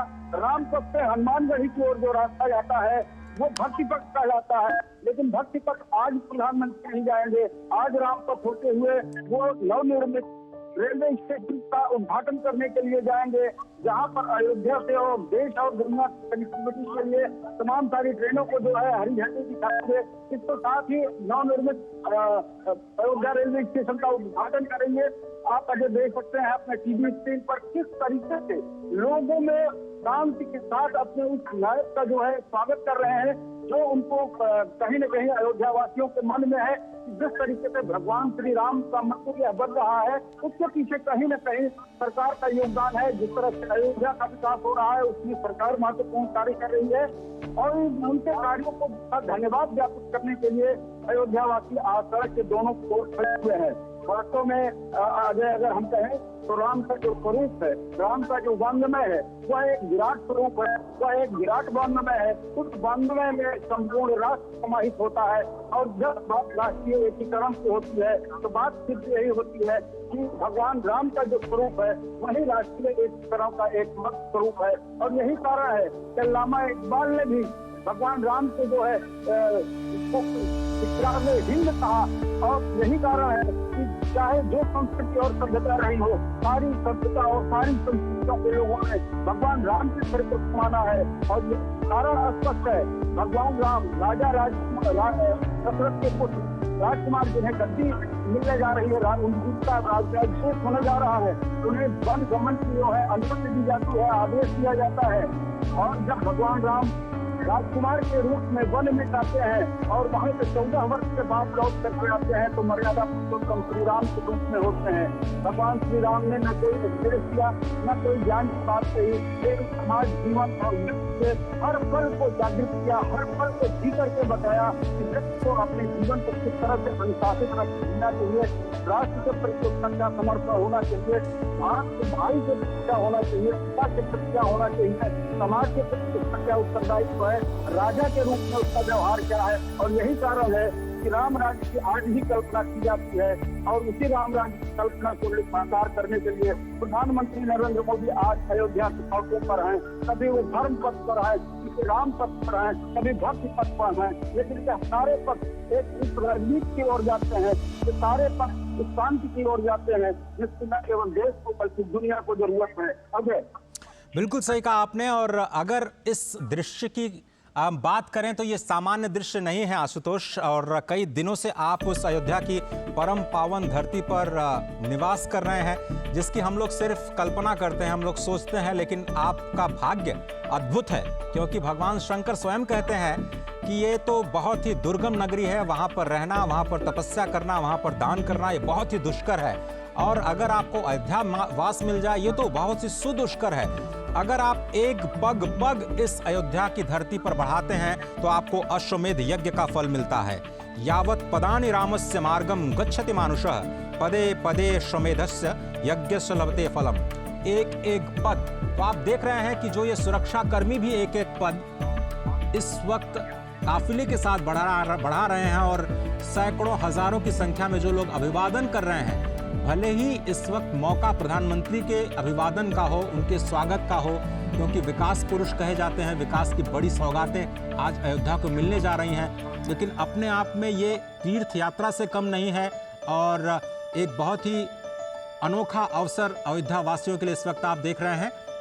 धर्म पथ से चलते हुए अब राम पथ, जो 3 मुख्य पथ कहे गए हैं आज की नई अयोध्या, जिसको आप कहें नई अयोध्या, तो मैं इसलिए कह रहा हूं कि नई अयोध्या पुरानी अयोध्या कि आप रिलेट कर सकते हैं कि एक तरफ संस्कार, विचार, संस्कृति और जो विरासत है उसको संरक्षित करते हुए प्राचीन अयोध्या के जो प्राचीन संस्मरण है उनको कैसे संरक्षित रखते हुए नए कीर्तिमान और नए स्थलों का विकास किया जा रहा है। इसमें न केवल भव्य राम मंदिर बल्कि 148 आध्यात्मिक स्थलों का विकास एक साथ किया जा रहा है। दूसरी तरफ नई अयोध्या बन रही है जिसमें वर्ल्ड क्लास विश्व स्तर की आपको रेलवे स्टेशंस, विश्व स्तर के आपको इंटरनेशनल जो हवाई अड्डा उसका निर्माण और सड़कों का निर्माण, यानी सड़क परिवहन, रेल परिवहन, हवाई परिवहन और साथ ही साथ वाटरवेज, उसको भी आप नहीं भूल सकते हैं, क्योंकि अयोध्या शायद एशिया का पहला शहर होगा जिसको वाटरवेज यानी सरयू के किनारे किनारे डेवलप करके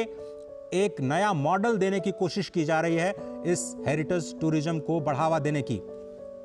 आशुतोष, $1 ट्रिलियन इकोनॉमी की बात करता है उत्तर प्रदेश। अयोध्या लगता है कि अब नए कलेवर में आने को तैयार है और विकास की भी जो गाड़ी है यहां से अब और रफ्तार पकड़ने वाली है, चाहे रेल के जरिए या फिर वायुयान के जरिए। देखिए अजय, अगर उत्तर प्रदेश की आप बात करते हैं तो उत्तर प्रदेश में सिर्फ अयोध्या नहीं, काशी और प्रयागराज, ये ऐसे तीर्थ स्थान है जो सनातन धर्म और सनातन मतावलंबियों के लिए संपूर्ण दुनिया से बहुत ही पवित्र है। यहाँ पर जो भी व्यवस्था होगी, जो भी आर्थिक विकास होगा, जितना यहाँ की संरचना बढ़ाई जाएगी उतना ही आर्थिक विकसित होने की संभावनाएं यहाँ पर अपार रूप से हैं। वाराणसी में सबसे विकास के कार्य जो है तमाम स्तर पर है, काफी विकास कॉरिडोर बना, आप जान सकते हैं कि वहाँ पर किस तरह से दर्शनार्थियों की तादाद में वृद्धि हुई, किस प्रकार से वहाँ का कृषि उद्योग जो है वो किस तरह से आसपास की जो खपत की, चाहे वो सब्जी की हो, चाहे अन्य चीजों की हो, सारी खपत बढ़ी और समाज के सारे तबकों जो है उसका लाभ मिला, आर्थिक रूप से उन्हें संपन्नता आई। वही स्थिति कमोबेश अयोध्या में भी लाने की कोशिश की जा रही है। जब पर्यटन बढ़ेगा, लोग आएंगे, जरूरतें बढ़ेंगी और उसके बाद जो है कहीं न कहीं जो है अयोध्या के लोगों की जो वार्षिक इनकम है उसमें भी फर्क पड़ेगा, उनके रहन सहन में फर्क आएगा। लेकिन जिस तरह का दृश्य मुझे इस वक्त आप अयोध्या की सड़कों पर देख रहे हैं, मैं एक ही शब्द में अगर कहूँ तो न भूतो न भविष्य, न ऐसा दिखा है न ऐसा दिखे। कारण यह है कि अयोध्या हमेशा अशांत रही है। अयोध्या जितनी पवित्र थी, जितनी आध्यात्मिक थी, जितनी धार्मिक थी, जितनी पौराणिक थी, उतना ही विवादों में घिरी हुई थी। जो हद तक बात के संघर्ष की कड़ी यहाँ गवा रही है, जबकि सैकड़ों साल अदालत की चोटों पर राम जन्मभूमि विवाद जो है चलता रहा है। लेकिन हमने अपनी जो व्यवस्था बनाई, हमारे जो संविधान बनाया, इसके अंतर्गत जो हमें अदालत से मिला, आज इसका जो है कहीं न कहीं एक अच्छा प्रदर्शन हो रहा है। प्रधानमंत्री नरेंद्र मोदी इस वक्त अयोध्या की सड़कों पर अयोध्यावासियों से अभिवादन स्वीकार कर रहे हैं और चल रहे हैं। राम के इस विराट स्वरूप, उस विराट भारत के एक तरह का स्वरूप कहीं न कहीं प्रधानमंत्री का प्रतिनिधित्व करते हुए दिखाई दे रहे हैं।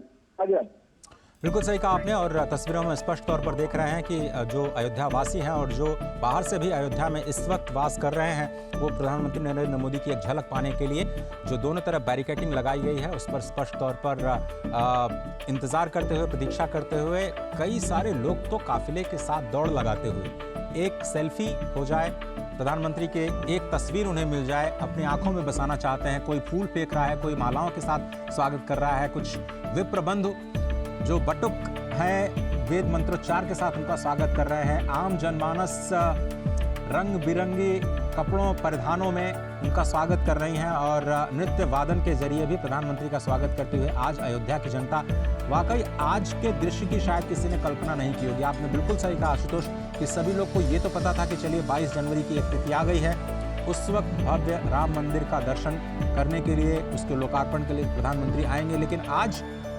तो मुझे लगता है नए साल का बोनस है अयोध्या के लिए अगर कहा जाए, क्योंकि इसकी कल्पना लोगों को नहीं थी कि आज के दिन, आज का पूरा दिन प्रधानमंत्री अयोध्या धाम में बिताएंगे और वहाँ पर इतनी बड़ी विकास की परियोजनाओं को देश के सामने रखेंगे और अयोध्या धाम को पहली बार देश के साथ नहीं बल्कि दुनिया के साथ कनेक्ट करने का प्रयास करेंगे। उसकी शुरुआत है, क्योंकि ये तो अभी पहला चरण है। चाहे भगवान राम का भव्य मंदिर हो उसका पहला चरण, अयोध्या का विकास हो उसका पहला चरण, स्टेशन का विकास हो उसका पहला चरण, अयोध्या के जो नए एयरपोर्ट महर्षि वाल्मीकि इंटरनेशनल एयरपोर्ट के टर्मिनल का विकास हो, प्रथम चरण के आज समर्पण का दिन है। बहुत ही अद्भुत दिन है, बहुत ही अनोखा दिन, बहुत ही खास दिन अयोध्या के लिए, अयोध्या के विकास की नई यात्रा के लिए, क्योंकि इस यात्रा में छिपी है उत्तर प्रदेश के भविष्य के विकास की यात्रा, जो कि केवल उत्तर प्रदेश नहीं बल्कि जनसंख्या के दृष्टि से सबसे बड़ा प्रदेश होने की वजह से पूरे देश की विकास यात्रा के लिए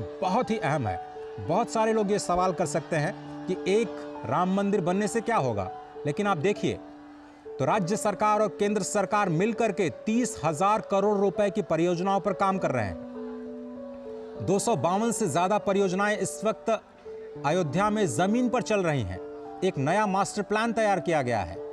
एशिया में कई सारी टेक्निक पहली बार अयोध्या में इस नए शहर के, नए नगर के विकास के लिए किया जा रहा है। नए नगर के विकास के लिए पुराने जो परंपराएं थी, थोड़ा सा उससे हटते हुए जो आधारभूत संरचना का निर्माण किया गया है वो भविष्य के लिए अयोध्या को तैयार करता है, नए भारत की नई तस्वीर के लिए अयोध्या को तैयार करता है। और ये जो सड़क आप देख रहे हैं ये पहले गली हुआ करती थी। यकीन मानिए एक गाड़ी अगर उसके साथ दूसरी गाड़ी आ जाए तो बहुत ही मशक्कत के साथ एडजस्टमेंट करते हुए दोनों गाड़ियों को आपस में निकलना पड़ता था, इतनी कम जगह थी। आशुतोष आप शायद उस दृश्य के आप गवाह रहे हैं। अब ये जो पूरा चौड़ीकरण किया गया है, 13 करोड़ का आंकड़ा तो हमने देखा काशी कॉरिडोर से, कितने करोड़ उम्मीद है अयोध्या को अगले 1 साल 2 साल में, अगर आपसे समझना चाहें तो?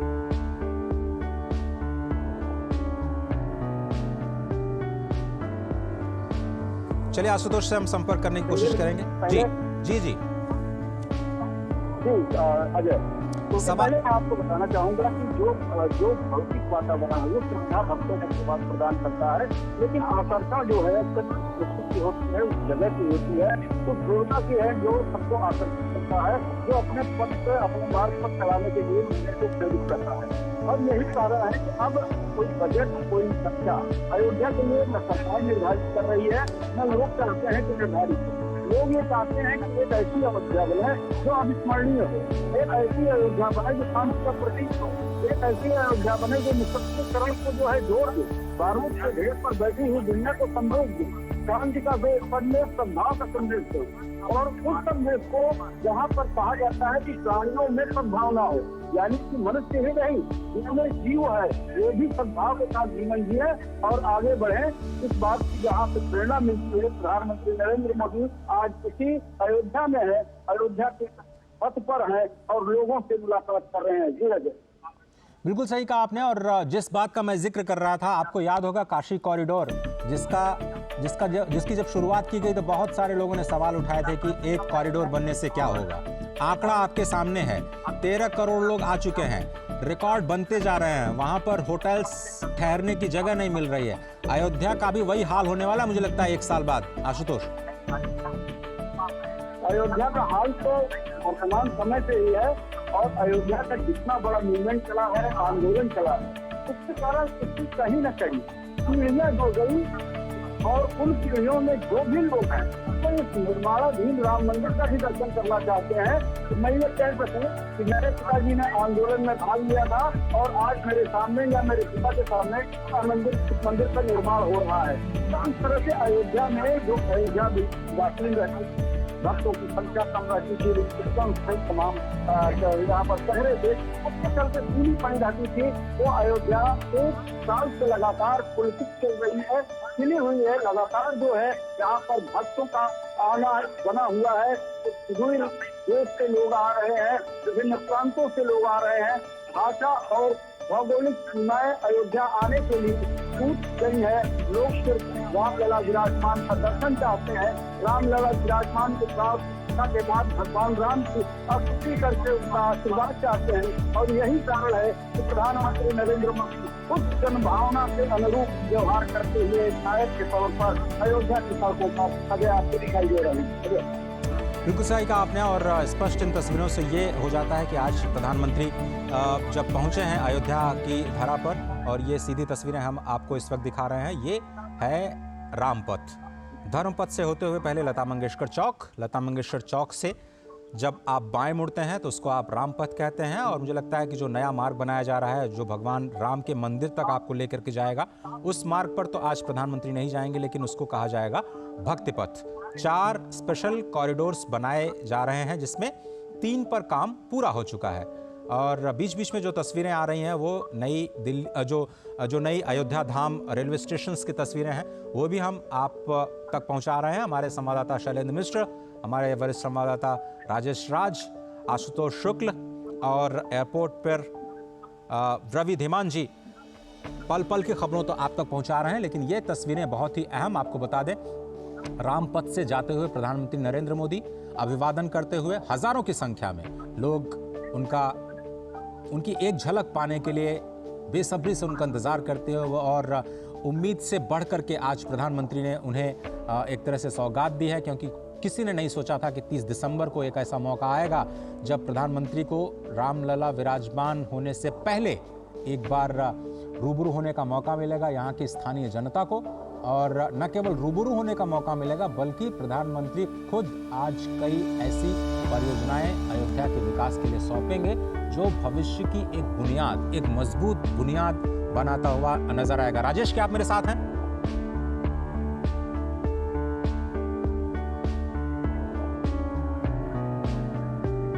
राजेश या शैलेंद्र, क्या आप में से कोई मुझे सुन पा रहा है?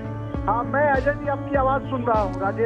राजेश जी, बहुत धन्यवाद आपका। एक बार फिर से इस यात्रा को हम आपके साथ आगे बढ़ाते हैं। आशुतोष जी भी हमारे साथ बने हुए हैं। इस वक्त जो यात्रा है वो रामपथ की है, और आपने कहा कि माँ जानकी की जो धरती है, भक्ति नगरी, वहाँ से जोड़ते हुए अमृत ट्रेन चलने वाली है, और आपने तो उस ट्रेन में सफर भी किया है। कितनी बदलेगी दुनिया तीर्थयात्रियों की? देखिए, बिल्कुल आपने सही कहा कि भगवान श्री राम की जो जन्मभूमि है अयोध्या, यह करोड़ों जो लोग हैं हिंदुस्तान के, जो राम में आस्था रखने वाले लोग हैं, उनकी कहीं ना कहीं एक बड़ी तीर्थस्थली है। और यहाँ पर दक्षिण भारत के जो लोग हैं उनका भी सालों भर आगमन होता रहता है। तो सिर्फ अयोध्या जो है कोई बिहार और उत्तर प्रदेश नहीं, बल्कि पूरब, पश्चिम, उत्तर, दक्षिण। आपने रंगनाथ की याद दिला दी हमें राजेश राज जी। और सही कहा आपने कि बैंगलोर से भी तो जुड़ रहे हैं हम लोग नई ट्रेन के जरिए। बहुत जल्दी विश्वेश्वरैया टर्मिनल से अयोध्या को जोड़ते हुए नई ट्रेन वहां से भी चलने वाली है। बिल्कुल, आज जो 2 अमृत भारत ट्रेन का परिचालन हो रहा है अजय, उसमें अयोध्या से एक दरभंगा और दूसरी जो ट्रेन है वो मालदा टाउन और बेंगलोर के बीच जो है वो अमृत भारत का परिचालन हो रहा है। और आने वाले दिनों में ये उम्मीद की जा रही है कि जैसे अयोध्या धाम रेलवे स्टेशन का कायाकल्प कर दिया गया, रात जब रेल मंत्री अश्विनी वैष्णव का मैंने इंटरव्यू किया था तो अश्विनी वैष्णव ने यही कहा कि आज इसकी कैपेसिटी 20,000 है, लेकिन आने वाले दिनों में 1 लाख लोगों के आवाजाही की कैपेसिटी बनाने की क्षमता हम अयोध्या धाम रेलवे स्टेशन पर रखेंगे। और स्टेशन के सबसे ऊपरी हिस्से पर जाकर के जब हमने देखा तो एक रूफ रूफ जो है वो तैयार किया गया है, जिस पर भी मुसाफिर आकर के बैठने का काम करेंगे। रूफ लॉन्ज उसको कहा जाएगा और वो एक बेहद खूबसूरत नजारा प्रस्तुत कर रहा है। तो कुल मिलाकर हम देख सकते हैं कि जब यहाँ पर अयोध्या जो लोग आएंगे तीर्थाटन करने के लिए और उनकी हसरत होगी कि माता जानकी की भूमि सीतामढ़ी हम जाएं और सीतामढ़ी से फिर जो रामचंद्र जी का जो ससुराल है जनकपुर, वहां तक की यात्रा करें, तो कहीं न कहीं राजा दशरथ और राजा जनक की जो दोनों नगरी है, वो नगरी दोनों अपने को एक दूसरे को एसोसिएट करेंगे, संबद्ध करेंगे और जो यहाँ तीर्थाटन करने वाले लोग हैं राजेश, जब भगवान राम की वर यात्रा श्री अयोध्या धाम से निकली जनकपुर पहुंचने के लिए, तो कई सारे दिन लग गए, क्योंकि उस वक्त तो रोज लोग पैदल चला करते थे, रथ के द्वारा चला करते थे। लेकिन आज जो यात्रा है विकास की इस नए परिवेश में, आधुनिक परिवेश में, समय की जो सीमा है बहुत कम हो जाएगी। ये जो अमृत ट्रेन आप बता रहे हैं, कितना समय लगेगा पहुंचने में माँ जानकी की धरती से भगवान राम के अयोध्या धाम तक? देखिए, अयोध्या धाम जो ट्रेन अभी इनॉग्रल जो ट्रेन है, जिस ट्रेन में मैं सफर करूंगा गोरखपुर तक, हम बाबा गोरखनाथ की धरती तक हम जाएंगे, तो गोरखपुर तक हम 2-2:30 बजे के आसपास पहुंचेंगे और यह ट्रेन दरभंगा आज रात तकरीबन 12 बजे के आसपास जो है, ये 12 बजे के आसपास, 12 बजे से के ऊपर जो है ये ट्रेन पहुंच जाएगी। और उससे पहले जो है सीतामढ़ी जो है माता जानकी की जो धरती, वहाँ ट्रेन पहुंचेगी। जनकपुर मतलब कमोबेश 10-12 घंटे का आप सफर कह रहे हैं कि 10-12 घंटे में आप आराम से वहां से जनकपुर से अयोध्या धाम पहुंच सकते हैं। चलिए, सबसे बड़ी बात है अजय कि जो ट्रेन है, ये ट्रेन फुल्ली जो है नॉन एसी ट्रेन है और जो पहले सवारी गाड़ियां चलती थी, उन सवारी गाड़ियों को इतना अपग्रेड किया गया है कि इसकी जो सीटें हैं, बाथरूम्स हैं, या जो तमाम जो सुविधाएं इसमें दी गई हैं, बहुत अत्याधुनिक है।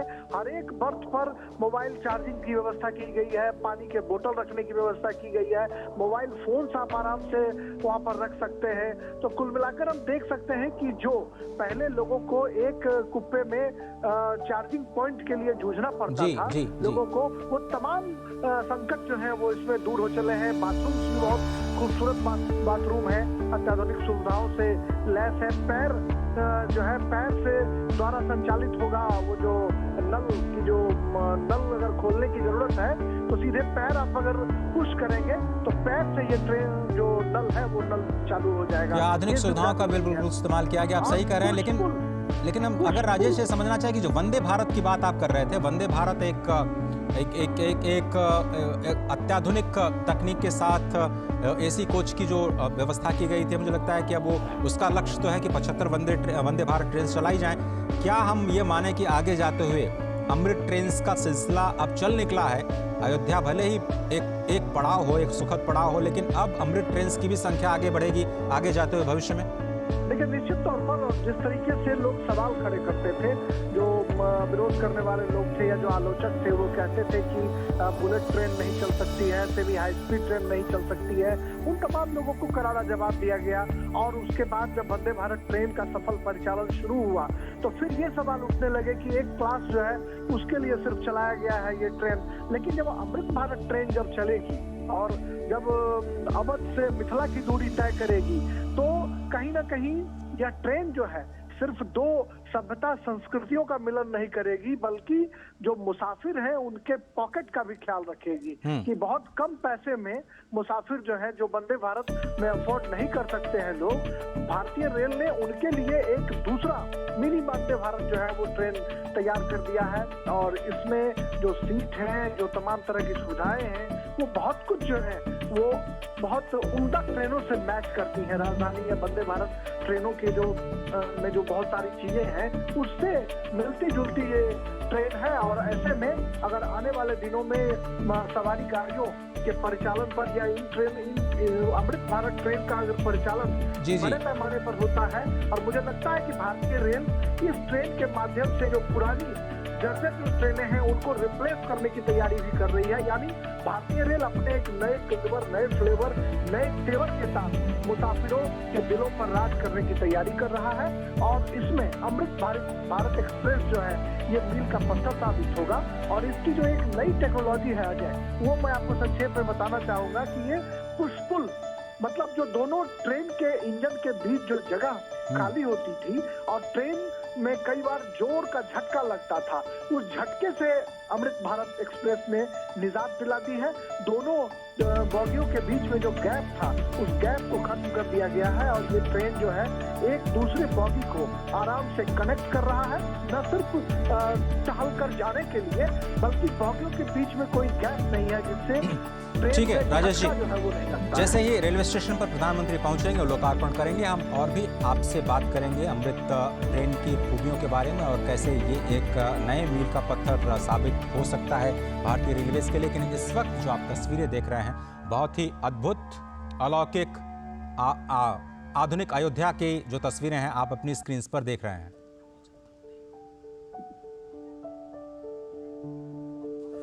स्पष्ट तौर पर ये जो रामपथ से तस्वीरें हम आप तक पहुंचा रहे हैं, प्रधानमंत्री नरेंद्र मोदी वहां पर पहुंचे हैं और अयोध्या के जो वासी हैं वहां पर उनका स्वागत करते हुए और सभी का अभिवादन करते हुए प्रधानमंत्री ये कोशिश करते हैं कि कोई छूट न जाए, जहां तक हो सके वो जनता के साथ संवाद करने का, अपने हाथों के अभिवादन के माध्यम से, अपने आँखों के माध्यम से लगातार सबसे बातचीत करते हुए, अभिवादन स्वीकार करते हुए, प्रणाम स्वीकार करते हुए, स्वयं अभिवादन करते हुए, सभी के स्वागत का उत्तर देते हुए प्रधानमंत्री नरेंद्र मोदी, आप देख रहे हैं ये रामपथ की तस्वीरें। जैसा कि हमारे संवाददाता लगातार बता रहे थे कि सीधे जो आउटर बाईपास रोड है वहाँ से आप धर्म पथ पर प्रवेश करेंगे, जहाँ पर शुरुआत की प्रधानमंत्री ने और भव्य स्तंभों के जरिए स्वागत किया गया उनका और सैकड़ों हजारों की संख्या में जनता ने उनका अभिवादन किया। उसके बाद काफिला पहुंचा लता मंगेशकर चौक और वहां से फिर बाएं होते हुए रामपथ। ये रामपथ सीधे आपको लता मंगेशकर चौक से नई दिल्ली माफ कीजिएगा, नई दिल्ली नहीं, नई अयोध्या के अयोध्या धाम रेलवे स्टेशन के साथ जोड़ेगी। और ये जो विकास की यात्रा है, नई दिल्ली लखनऊ एक साथ जब मिलकर के काम करते हैं तो किस तरह की परियोजनाएं ज़मीन पर आती हैं, उसकी एक वानगी आपको ज़रूर देखने को मिलेगी। लेकिन अभी आप उत्साह देखिए अयोध्या वासियों का। अयोध्या वासी जो बार बार मैं कह रहा हूं कि भगवान शंकर स्वयं कहते हैं कि यहाँ के वासी श्री जगन्नाथ जी का स्वरूप है, वहाँ पर चलना ही प्रदक्षिणा है। अयोध्या में अगर आप नींद भी लेते हैं तो उसको समाधि कहा जाता है, वहाँ पर अगर आप भोजन करते हैं तो उसको प्रसाद कहा जाता है। स्पष्ट तौर पर आज बाबा नागेश्वर नाथ जो कि वहाँ के महादेव हैं बहुत ही प्रसन्न होंगे। लता मंगेशकर चौक पर जो राम की पैड़ी है वहाँ पर जिनका दिव्य भव्य मंदिर है, वहाँ पर भी सैकड़ों हजारों की संख्या में रोज लोगों का जमावड़ा होता है और भगवान महादेव आज बहुत ही प्रसन्न होंगे। आज इस विकास यात्रा को देख करके अयोध्या वासियों के मन में जो उत्साह है उसको देख करके और जो विकास की नई धारा बही है और जो सौगातें अयोध्या को मिलने वाली हैं आने वाले दिनों में, उसको देख करके अयोध्या के जितने भी लोग हैं स्वयं अपने आप को रोक नहीं पा रहे हैं इस वक्त अपने अभिवादन के लिए, प्रधानमंत्री के स्वागत के लिए। रामपथ से बढ़ता हुआ ये प्रधानमंत्री का काफिला। स्पष्ट तौर पर ये कहा जाता है कि जो अयोध्यापुरी है वो पापियों को दुर्लभ है, यानी जो लोग वहाँ नहीं पहुँच पाते हैं वो समझ लीजिए कि थोड़ा सा आपको प्रयास करना है, थोड़ी सिफारिश करनी है कि आपको अयोध्या पहुँचने का एक मौका मिले। अयोध्या में माँ सरयू जब आपने देखा कि धर्मपथ से जाते हुए वो राम कथा पार्क के पास पहुँचे, लता मंगेशकर चौक, बिल्कुल वहाँ से 100 से 150 मीटर दूरी पर माँ सरयू बहती हैं और माँ सरयू के तट पर अयोध्या की अगर हम बात किए जाए तो अयोध्या का पूरा जो विस्तार है वो 12 योजन यानी 144 किलोमीटर लंबा और 3 योजन यानी 36 किलोमीटर चौड़ा। ये स्कंद पुराण में अयोध्या की गति और स्थिति बताई गई है। मिथिला से संबंध रखने वाले हमारे संवाददाता राजेश राज से हम बात कर रहे थे और बार बार उनका ध्यान आता है तो मैं मिथिला पहुंच जाता हूं, क्योंकि मिथिला के ही पूरी पीठाधीश्वर वो बार बार ये कहते हैं कि भारत विश्व का हृदय है। और विश्व जब हम कहते हैं तो विश्व शब्द का अर्थ केवल ये वास्तविक दुनिया जो हम आज देख पाते हैं 183 देशों की, वो दुनिया हमारे संस्कारों में, हमारी संस्कृति में विश्व नहीं है, बल्कि विश्व का जो मतलब है, जो अर्थ है, वो विष्णु सहस्त्र नाम में पहला ही नाम भगवान विष्णु का विश्व है और अनंत अनंत ब्रह्मांड उस विश्व में, उस विश्व शब्द में समा जाते हैं। और जब हम कहते हैं कि भारत विश्व गुरु है तो जो लोग ये समझते हैं नहीं हैं या फिर इस शब्द का अर्थ नहीं समझते हैं, वो इस बात को समझते नहीं है कि भारत भा यानी ज्ञान की धरती है और भारत की धरती से ही विश्व गुरु बनने का सपना साकार हो सकता है, हो रहा है और होगा, इसमें कोई शक नहीं है, क्योंकि अनंत अनंत ब्रह्मांड की गति और मति को हमारे ही शास्त्रों और जो संस्कारों हैं उससे समझने की, भगवान राम के स्वयं जीवन से समझने की जो प्रेरणा मिलती है वो स्पष्ट तौर पर दिखाई देती है। मुझे लगता है कि ये काफिला धीरे धीरे उस स्थान तक पहुंच चुका है जिसे अब अयोध्या धाम रेलवे स्टेशन के बिल्कुल करीब समझा जा सकता है। संवाददाता राजेश राज बता रहे थे कि आप रेलवे स्टेशन के परकोटे पर यानी उस शिखर पर पहुंच करके बहुत सारे मंदिरों के शिखर का भी दर्शन कर सकते हैं। वहां पे फूड प्लाजा में व्यंजनों का आनंद ले सकते हैं, प्रतीक्षालय में जाकर के आराम कर सकते हैं और वहां से बिल्कुल पैदल यात्रा करते हुए श्री हनुमानगढ़ी के दर्शन के लिए जा सकते हैं, भगवान श्री राम के दर्शन के लिए जा सकते हैं। तो जिस तरह से मैं बता रहा था कि भगवान ये जो भारत है पूरे विश्व का हृदय है, उसी तरह से ये अयोध्या कहा जाता है वैकुंठ का हृदय है। और स्वयं जो स्वयंभू मनु हैं उन्होंने भगवान से प्रार्थना करके वैकुंठ से पहले अयोध्या को लेकर के आए। लेकिन जब अयोध्या यहाँ पहुंची तो इस धरा में, इस धरती में उतनी सामर्थ्य नहीं थी कि इस नगरी को अपने ऊपर स्थापित कर पाए। भगवान शंकर की नगरी काशी जिस तरह से उनके त्रिशूल पे बसी है, तो भगवान विष्णु को अपने चक्र को पहले भेजना पड़ा इस अद्भुत अलौकिक नगरी को स्थान देने के लिए। भगवान सुदर्शन चक्र सबसे पहले यहाँ आए और जैसा कि मैं आपको बता रहा था कि 12 योजन लंबी यानी 144 किलोमीटर लंबी, 36 किलोमीटर चौड़ी अयोध्या की धरती को भगवान सुदर्शन चक्र ने अपने ऊपर स्थापित किया। और आज भी माना जाता है कि ये मत्स्याकार जो अयोध्या की परिसीमा है, गुप्तार घाट से लेकर के आज जो नया घाट जिसकी हम बात करते हैं, ये तो बहुत छोटी सीमा है। लेकिन आप 144 केंद्र अगर आप उस राम जन्मभूमि को मान लें तो 144 किलोमीटर का दायरा आप अयोध्या को मान सकते हैं स्कंद पुराण के आधार पर। और उसी अयोध्या को पुनर्विकसित करने का, विकास के साथ साथ विरासत को संभालने का ये प्रण जो हमने विकसित भारत को बनाने के साथ में लिया है कि हमें अपनी विरासत का सम्मान करना है, उसका संरक्षण करना है, उसके निर्माण के लिए ये प्रयास लगातार निरंतर जारी है और आज का दिन बेहद है।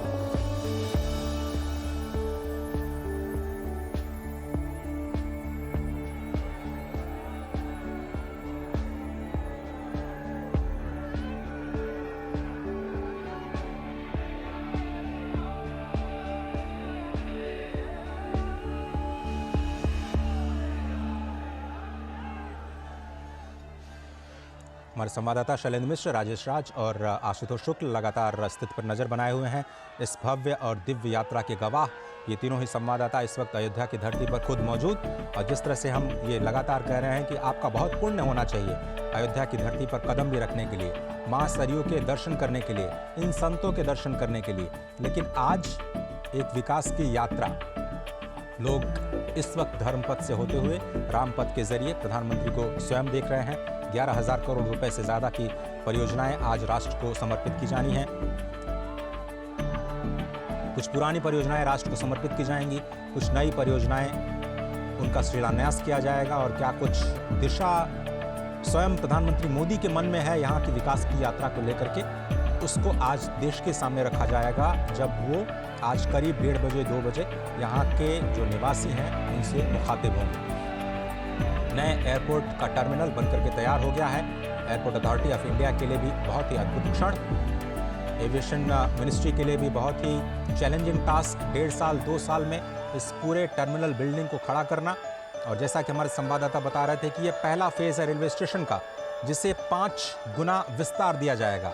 20,000 यात्रियों की जो क्षमता है उसको बढ़ा करके 1 लाख यात्रियों तक करने की योजना सरकार की बन चुकी है, रेलवेज की बन चुकी है। उसी तरह से एविएशन मंत्रालय की जो योजना है वो मौजूदा टर्मिनल के पहले फेज को जब दूसरे फेज में विस्तार दिया जाएगा तो उसका आकार 10 गुना करने की। अब ये समझिए कि हर रोज 1 से 1.5 लाख लोग अयोध्या की धरती पर आएंगे रामलला के दर्शन करने के लिए। इतनी बड़ी संख्या में लोगों का स्वागत करना, लोगों की रहने की व्यवस्था करना, लोगों के जो मूलभूत सुविधाएं हैं पानी की, ठहरने की, रहने की, भोजन की, प्रसाद की, जो स्वच्छता के कार्यक्रम किए जाने हैं उसकी, उन सब की व्यवस्था करना यहाँ के अयोध्या नगर निगम के लिए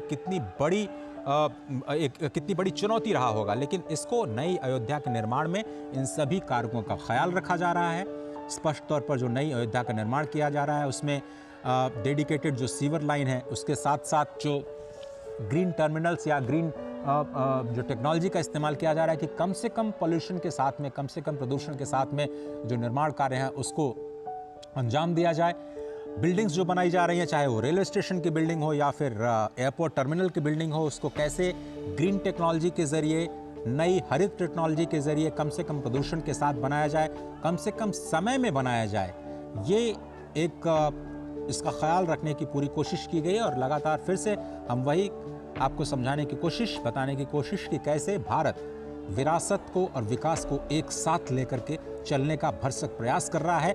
और ये अयोध्या की धरती से अब जो नई विकास की यात्रा निकली है वो देश को विकसित बनाने में एक महत्वपूर्ण भूमिका अदा करेगी, इसमें कोई दो राय नहीं।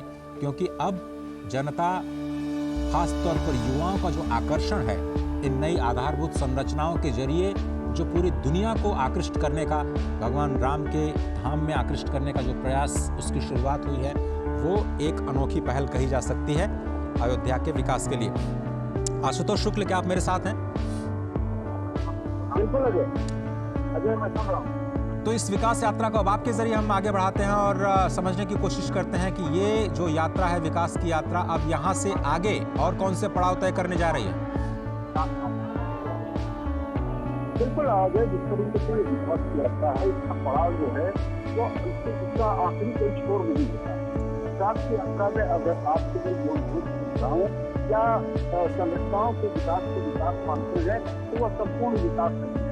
विकास में व्यक्तित्व का विकास, मानवता का विकास, समाज का विकास, निर्माण, ये सारी चीजें दी गई थी। और यही सारा जब सत्ता का निर्माण होता है, किसी देश का निर्माण होता है, तो इसके पीछे वैचारिक अवधारणा होती है। और उसी वैचारिक अवधारणा को सामने रखते हुए कहीं न कहीं अयोध्या में जो विकास का कार्य चल रहा है, या फिर राम मंदिर का निर्माण चल रहा है, या जो यहाँ की धार्मिक आस्था लोगों में है, उसके अनुरूप जो है यहाँ पर लोगों को आर्थिक विकास और धार्मिक रूप से सजगता जो है, धर्म पथ पर चलने की जो प्रेरणा है, उस प्रेरणा के साथ जो है आर्थिक विकास में कहीं न कहीं भागीदारी हो, इसी कल्पना के साथ अयोध्या को विकसित किया जा रहा है। बिल्कुल सही कहा आपने। और धर्म पथ से लता मंगेशकर चौक से रेलवे स्टेशन की दूरी कितनी है आशुतोष जी? अगर आप पैदल चलते हैं तो तीर्थयात्रियों को कितना समय लग सकता है और वहाँ पर क्या क्या सुविधाएं हैं, अगर आपने जायजा लिया हो तो? देखिए, धर्म पथ से अगर लता मंगेशकर चौराहे की दूरी अगर हम रेलवे स्टेशन हैं, और अगर हम संपूर्ण सड़क की बात अगर करते हैं, संपूर्ण सड़क जिसमें जो है राम जन्मभूमि स्थान, हनुमान मंदिर, सड़क भवन, या राम की पैड़ी, या लखनऊ चौराहा, और या फिर रेलवे स्टेशन, ये सारी चीजें जो है अयोध्या की कुल जब आप 5 किलोमीटर की परिधि में जो वास्तविक होता है। आमतौर पर जो यहाँ पर धर्मार्थी जाते हैं दर्शन करने के लिए, तो सरयू में स्नान करते हैं, सरदार हनुमान गढ़ी में दर्शन करते हैं, रामलीला के दर्शन करते हैं, और उसके बाद वो अपने स्थान पर कर जाती है।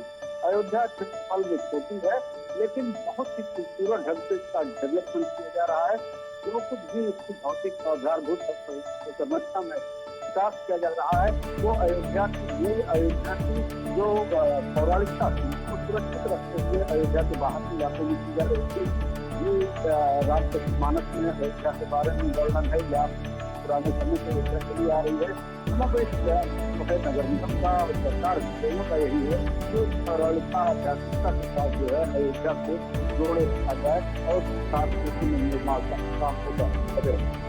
मुझे थोड़ा सा अयोध्या नगर निगम के जो फोकस है उसके बारे में भी थोड़ा सा बताइए आशुतोष, कि कैसे उन्होंने चुनौतियों का सामना करते हुए इस नई अयोध्या का निर्माण किया और कितना बदलाव आया है वहाँ के जो अयोध्या वासी हैं इस नए आधुनिक सुविधाएं आने के बाद। देखिए अजय, वास्तव में हमको यह है कि बदलाव लाना एक बहुत बड़ी चुनौती है। जो व्यक्ति पीढ़ियों से अपने दुकान लगा करके और काम काज पर बैठा था, वह एक साथ सज्जा दुकान में चला जाए, इसके लिए जो है संध्या पाना ये भी एक टेढ़ी चीज है। और इसके लिए कहीं न कहीं सामाजिक रूप से जब लोगों का जुड़ाव होता है, चाहे वो नगर पालिका के महापौर हो या सरकार ही अपने प्रतिनिधि के माध्यम से जनता से बोलती है, अपनी मंशा व्यक्त करती है। और धीरे धीरे जब स्थिति अयोध्या में शुरू हुई तो पहले लोगों को लगा तो उनका रोजगार चला जा सकता है, उसमें उनके आर्थिक जीवन में कमी आ सकती है।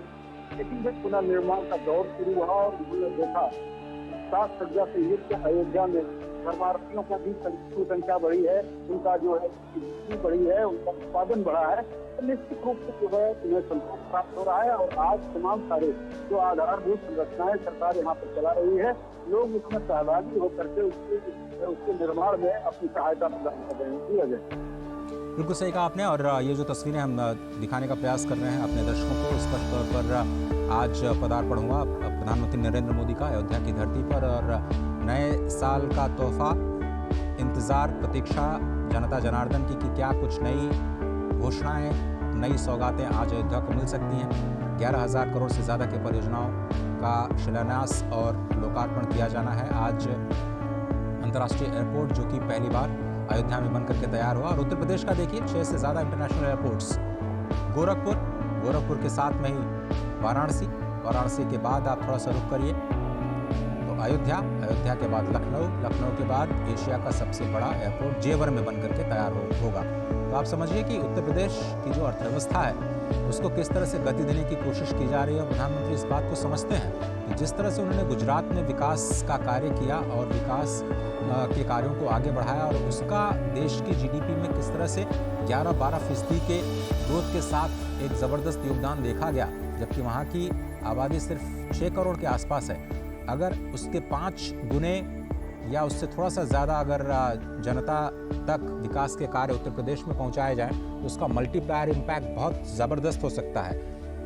और अर्थव्यवस्था में मल्टीप्लायर इम्पैक्ट को बहुत ही अच्छे तरीके से इस्तेमाल किया जाता है कि आप आधारभूत संरचना का विकास कीजिए तो जितना आप इन्वेस्टमेंट करते हैं, 1 रुपया लगाते हैं तो 1.5 रुपया वहाँ की स्थानीय जीडीपी में उसका योगदान बढ़ता है। तो अगर आप उत्तर प्रदेश की अर्थव्यवस्था को $1 ट्रिलियन तक लेकर के जाने का प्रयास करते हैं, जो कि $5 ट्रिलियन इकॉनमी एक बहुत बड़ा योगदान कहा जा सकता है, तो उसमें आज जो निवेश किया जा रहा है 250 से ज़्यादा परियोजनाओं के जरिए, करीब 30,000 करोड़ रुपए की परियोजनाओं के जरिए केंद्र और राज्य की सभी परियोजनाओं को अगर आप मिला लें तो आंकड़ा और भी बढ़ सकता है। लेकिन अभी जो लेटेस्ट आंकड़े हमारे पास हैं उसके मुताबिक 30,000 करोड़ रुपए का जो घोषणा मुख्यमंत्री योगी आदित्यनाथ ने की थी।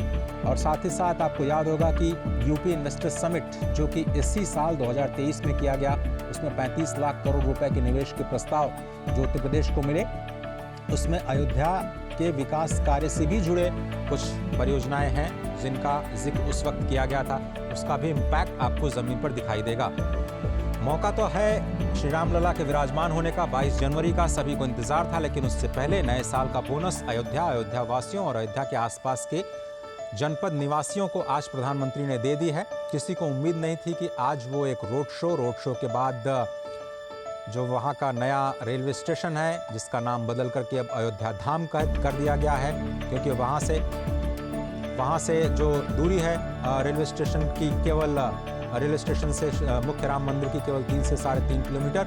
अश्विनी मिश्र हमारे साथ जुड़ चुके हैं। अश्विनी जी, क्या कहेंगे इस यात्रा को, इस विकास की नई यात्रा को जो आज धर्म पथ से होते हुए, राम पथ से होते हुए अब नए निर्माण के जो कहा जाए कि नई दिल्ली जो नई अयोध्या का रेलवे स्टेशन है वहां तक जा रही है, इस यात्रा को कैसे परिभाषित करेंगे आप?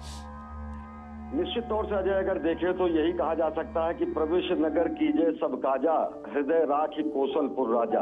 आज वो क्षण है जब अयोध्या का जो वैधव्य था, अयोध्या का जो वैराग्य था, उसका श्रृंगार पूरी दुनिया देख रही है। किस तरीके से अयोध्या में ही भगवान श्री राम का वनवास था वो समाप्त होने के कगार पर है। जब वो भव्य दिव्य मंदिर में उनकी प्राण प्रतिष्ठा होगी भगवान श्री राम लला के बाल रूप की, उससे पहले प्रधानमंत्री नरेंद्र मोदी का यहाँ पहुंचना ये बताता है कि किस तरीके से सदियों की जो जनाकांक्षा है वो आकार लेते हुए अयोध्या के भव्य दिव्य नव्य स्वरूप को देख रही है।